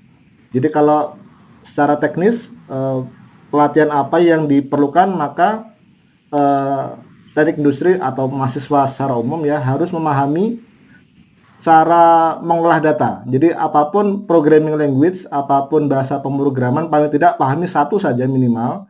Satu saja, karena kalau sudah bisa satu nanti bisa semua. Karena pada dasarnya mirip-mirip lah cara programming itu. Kalau ada satu hal yang bisa saya rekomendasikan mungkin Python ya, Python. Jadi bahasa pemrograman Python. Kalau nanti mahasiswa sudah bisa satu, maka nanti bisa ke semua. Bisa R, bisa belajar C yang lebih dasar, basic. Kalau mau yang lebih statistik, belajar R tadi ya, sudah saya sebutkan ya. Atau mungkin nanti ada Pak Kiwi yang bisa menambahkan, mungkin ya. Itu dari saya. Terima kasih Bu Linda. Terima kasih Pak Mega. Baiklah, mungkin Pak Kiwi silahkan melengkapinya Pak. Ada pertanyaan dari Bu Wilda juga, pekerjaan apa yang paling sesuai? Nah, ini mungkin pengalaman-pengalaman Pak Kiwi. Kami persilakan Pak Kiwi. Wah, itu kalau ditanya itu saya mesti tanya sejarahnya dia dulu tuh, ya, dari lahir. Masih mahasiswa ini ya Pak? Ya, masih harus dari lahir karena history matters. Ya, karena history matters. Ya, dia dari kecil itu sukanya apa? Ya, kalau mau berhasil ya sesuai dengan kata hati. Ya. Jadi jangan ngelihat tren. Banyak orang ngelihat tren, ngelihat orang-orang itu kerja, terus dia setelah coba 3-4 tahun, 5 tahun nggak bahagia, terus coba lagi, jadi dia nggak maju-maju tuh. Ya. Saya nggak mau rekomendasi apa yang cocok. Saya mau memberikan dia, tolong refleksi apa yang dia mau. Ya. Tolong tahu dulu apa yang kamu mau. Baru setelah tahu apa yang kamu mau, kamu pilih. Ya. Dan jangan berhenti. Itu aja. Oke. Baik, Pak Dalam Kiwi, banget sangat inspiratif jawabannya. ya. Ya, sangat inspiratif ini buat Jawabannya Wilda. dalam gitu. Dalam. Mungkin perlu perenungan ini ya Wilda untuk bisa menentukan pekerjaan apa yang paling sesuai. Baik, Sesuai terima kasih Pak passionnya. Kiwi. Kita lanjutkan untuk pertanyaan berikutnya dari Pak Haris. Mungkin kami persilakan Pak Mega terlebih dahulu ya, bagaimana pengalamannya ini di Groningen. Atau mungkin Pak Kiwi dulu yang lebih ke lapangan mungkin Ibu, mungkin. Oh boleh, baik. Ya silakan Pak Kiwi. Silakan Pak Kiwi. Pengalaman apa nih Bu? saya suka pusing kalau ditanya pengalaman yang mana nih. Pertanyaan Pak Haris kan apa yang mungkin perlu dikembangkan ini Pak di Lab IT terkait dengan aplikasi teknologi 4.0 untuk menciptakan society 5.0. Jadi untuk kita boleh mempersiapkan society 5.0, apa yang perlu kita siapkan nih di teknik industri IT? Mungkin seperti itu Pak Kiwi. Boleh saya terus terang Bu? Gimana Pak? Boleh saya terus terang? Oh, silakan Pak. Silakan Pak. Ini sebenarnya kalau boleh terus terang kita belajar, ini pengalaman saya ya, saya nggak tahu yang lain. Belajar di universitas itu kita belajar tentang pelajaran, ya, pelajaran kita dikasih ilmu pengetahuan, tapi kita tidak dikasih tahu cara berpikir, cara berpikir. Ya, itu yang mungkin harus kita kasih dulu, cara berpikir. bisa System membedakan mana thinking. yang baik, mana yang enggak, apa yang harus dilakukan. Itu yang dulu, itu yang pertama. Indonesia seperti ini karena pendidikan kita dari awal sampai sekarang itu nggak diajarin cara berpikir, diajarin ilmu pengetahuan, tapi tidak diajarin cara berpikir dan bagaimana menghadapi kehidupan. Mungkin itu pendidikan yang lebih penting. Ini Pak Haris jawaban untuk Pak Haris untuk bisa berpikir ini Pak Haris. Ini tantangan buat kita Pak Haris untuk mendeskripsikan apa yang disampaikan oleh Pak Kiwi dan menerjemahkannya Pak. Ya. Oke. Saya menangkap memang Bu, perlu banyak anak-anak kita ini kita siapkan keluar. Merdeka belajar itu memang Betul. sudah harus dilaksanakan karena apa yang digambarkan Pak Kiwi itu memang kita perlu keluar, mengajak anak kita untuk melihat dunia luar, ya aplikasinya seperti apa di industri dan sebagainya. Saya kira itu yang saya tangkap. Makasih. Oke, terima kasih Pak Haris. Di grup chat saya melihat ini ada pertanyaan dari Teguh Imam Sentoso. Mungkin ini pertanyaannya ke Pak Kiwi ya. Saya ingin bertanya dari mahasiswa TI. Apakah sebagai seorang pebisnis untuk menjadi sukses harus mengalami banyak kegagalan terlebih dahulu sebelum bisa menjadi seperti Pak Kiwi ini? Silahkan Pak Kiwi. Itu mah harus. Itu harus. Sebelum saya bisa sampai ke sini, saya gagalnya udah lebih banyak. Gagalnya sudah lebih banyak, malunya sudah lebih banyak, ya, sakitnya sudah lebih banyak. Ya, tapi ya pelajaran itu yang menurut saya lebih penting daripada ilmu pengetahuan yang diberikan. Jadi universitas-universitas kita itu harus mengajarkan bagaimana kesiapan ketangguhan mental, ya, cara berpikir. Itu yang lebih diperlukan di dunia industri 4.0 atau society 5.0, ya. Oke, baik, bukan head. Ya. Oke, kita lanjut. Ini ada 2 pertanyaan lagi untuk Pak Mega. Dalam dunia marketing di mana saya dapatkan data di Indonesia untuk dapat dianalisa supaya saya bisa menerapkan Society 5.0 di usaha saya. Oh, ini di mana saya bisa mendapatkan data di Indonesia untuk dapat dianalisa. Nah, ini pertanyaan kepada Pak Mega. Silakan Pak Mega. Ya, ini pertanyaan bagus sekali ya. Octavia ya? Oh. Ya, Octavia Tamunan. Ya. Ya, jadi kalau saya akan berbicara 2 hal ya. Kalau di level perusahaan dan level yang lebih besar lagi. Kalau di level perusahaan biasanya mereka punya tim sendiri ya, tim pengambil data. Dan itu butuh seni bagaimana cara mengambil data yang tepat ya. Tentunya ada banyak teknik ya. Kita bisa langsung tanya ke customer apa yang dibutuhkan. Terus kita merefleksikan kondisi kita kurangnya apa, nanti kita mismatch-nya di mana ya. Atau kalau kita berbicara di lebih besar lagi, sebenarnya ada perusahaan konsultan yang menjual data Indonesia ya.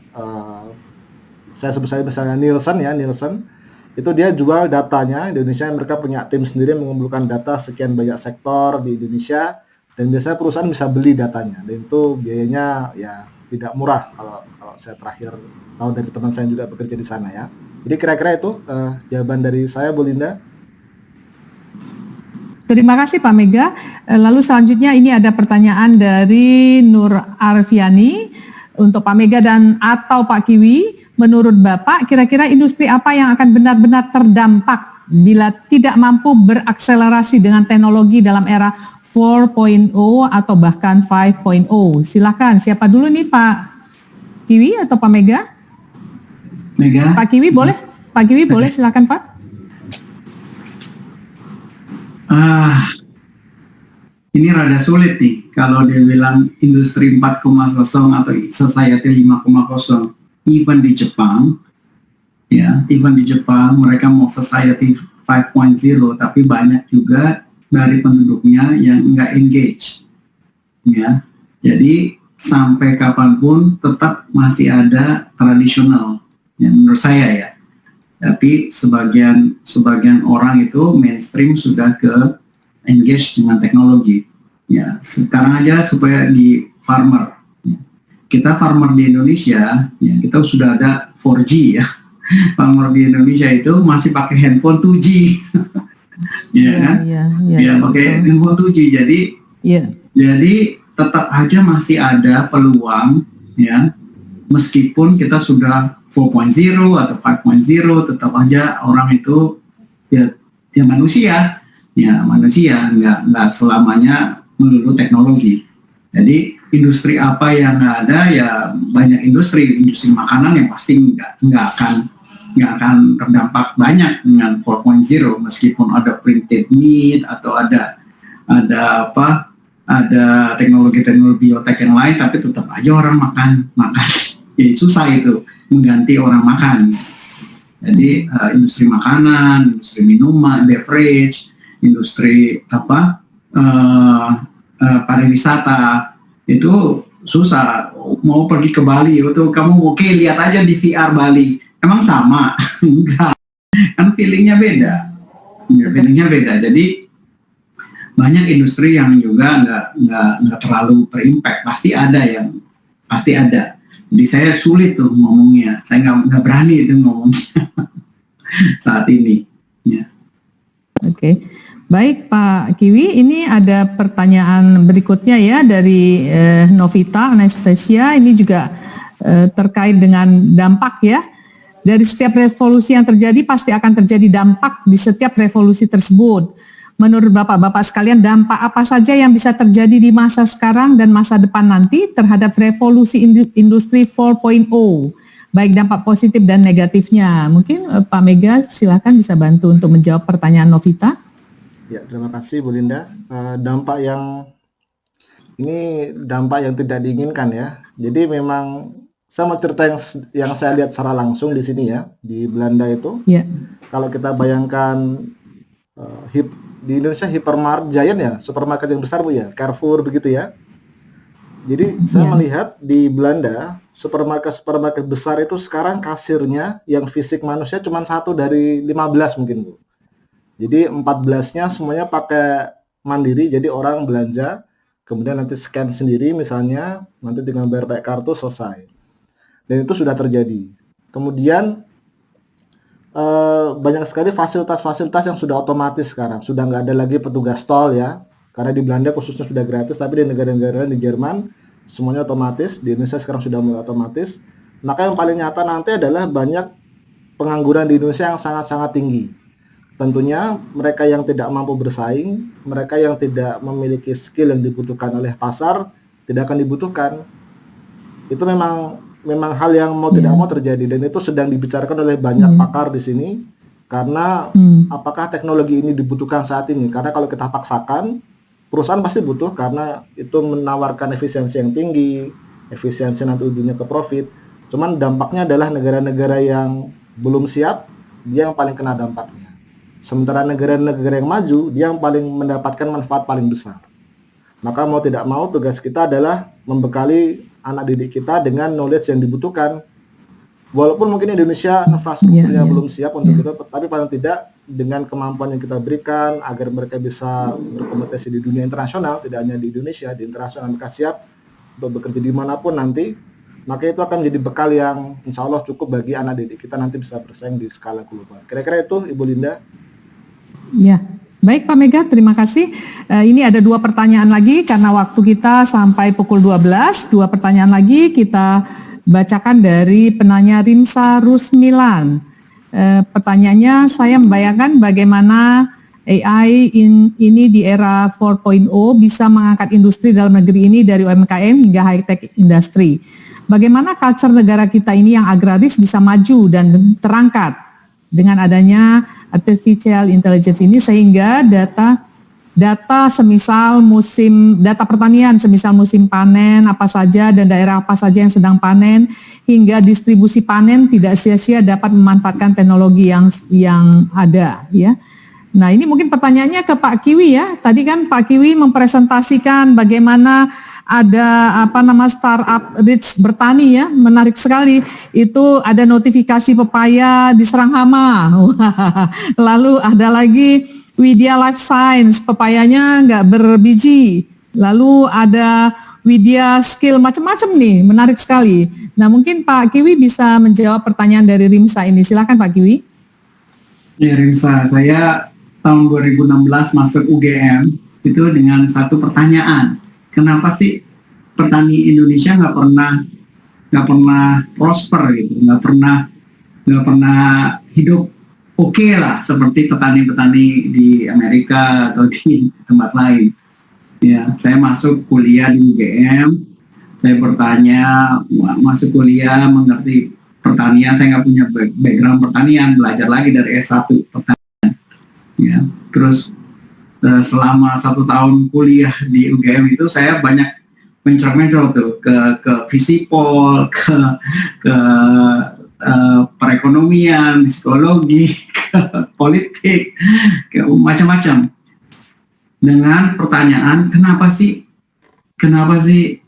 Indonesia begini dan petaninya nggak pernah kaya? Saya bikin sistem diagram, ya mungkin sepanjang 2 meter kali, dengan kesimpulan bahwa memang nggak bisa kaya, memang didesain begitu.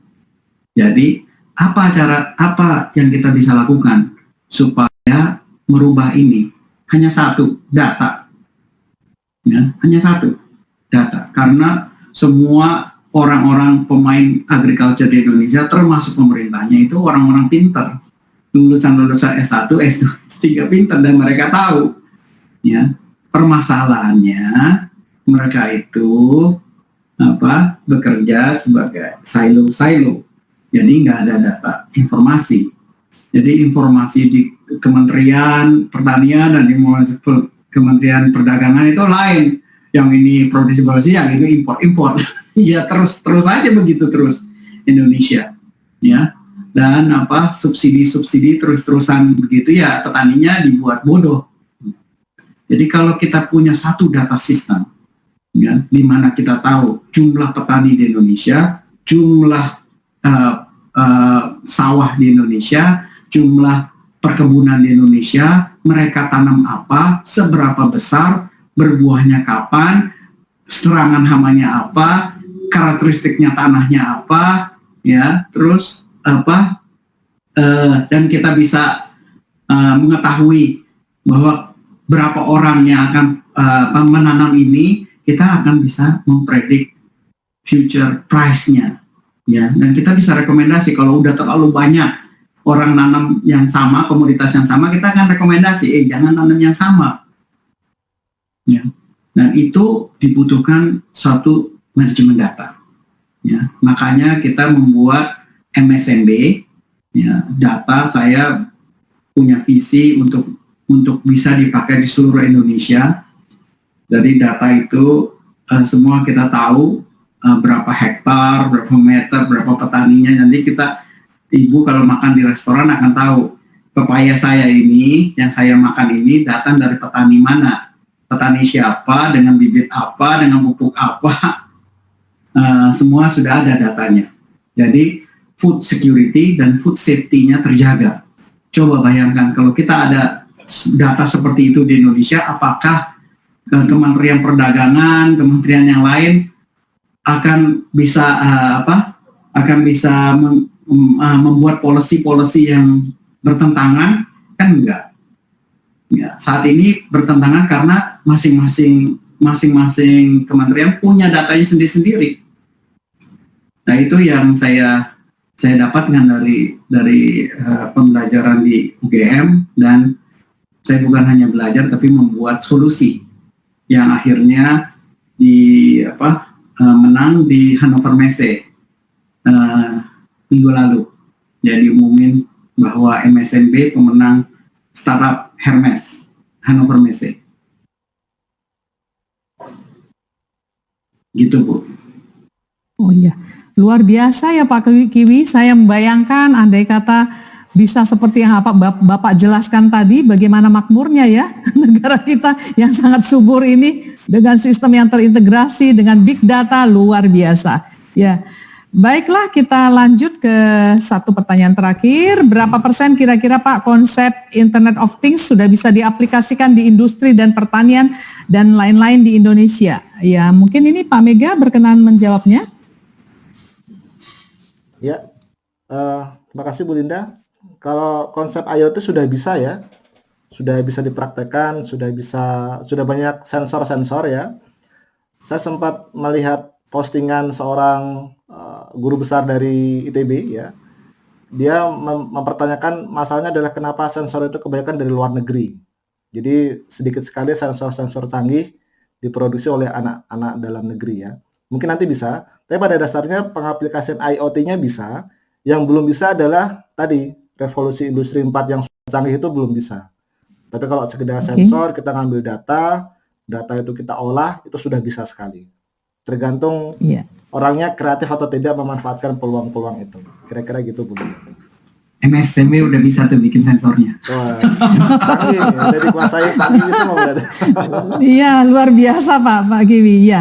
Ya, baiklah, ini yang terakhir ada dari Pak Leman. Mungkin nanti untuk cara dan prosedurnya kita akan kerjasama dengan ini ya Pak ya, dengan Prodi untuk mempersiapkannya.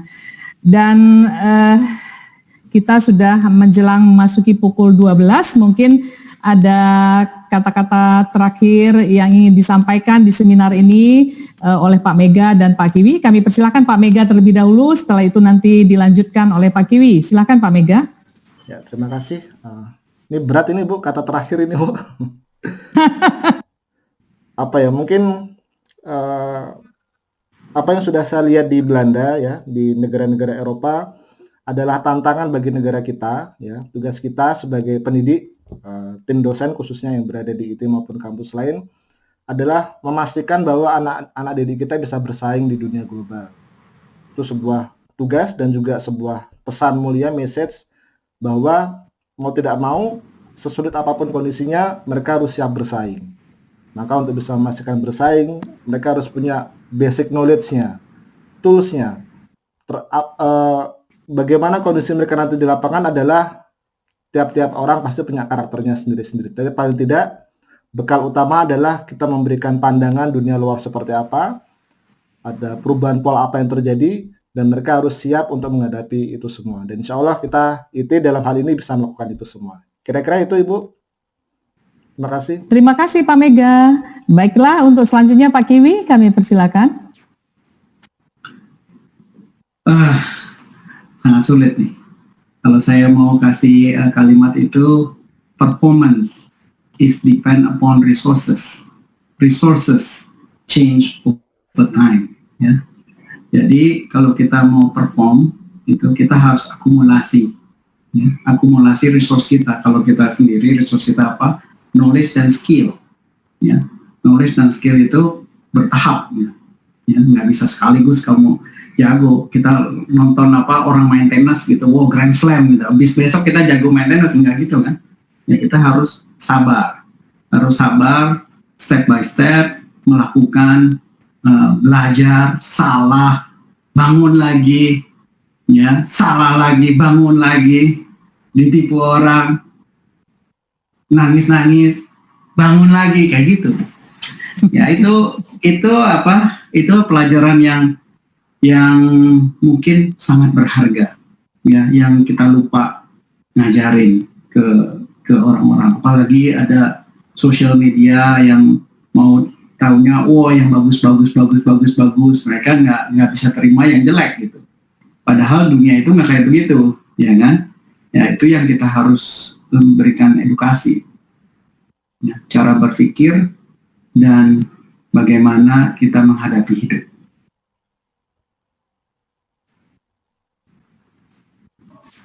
Itu aja, Bu. Ya, baik Pak Kiwi, sangat berharga ya. Masukan-masukan yang sudah diberikan oleh kedua narasumber kita dari pagi sampai siang hari ini.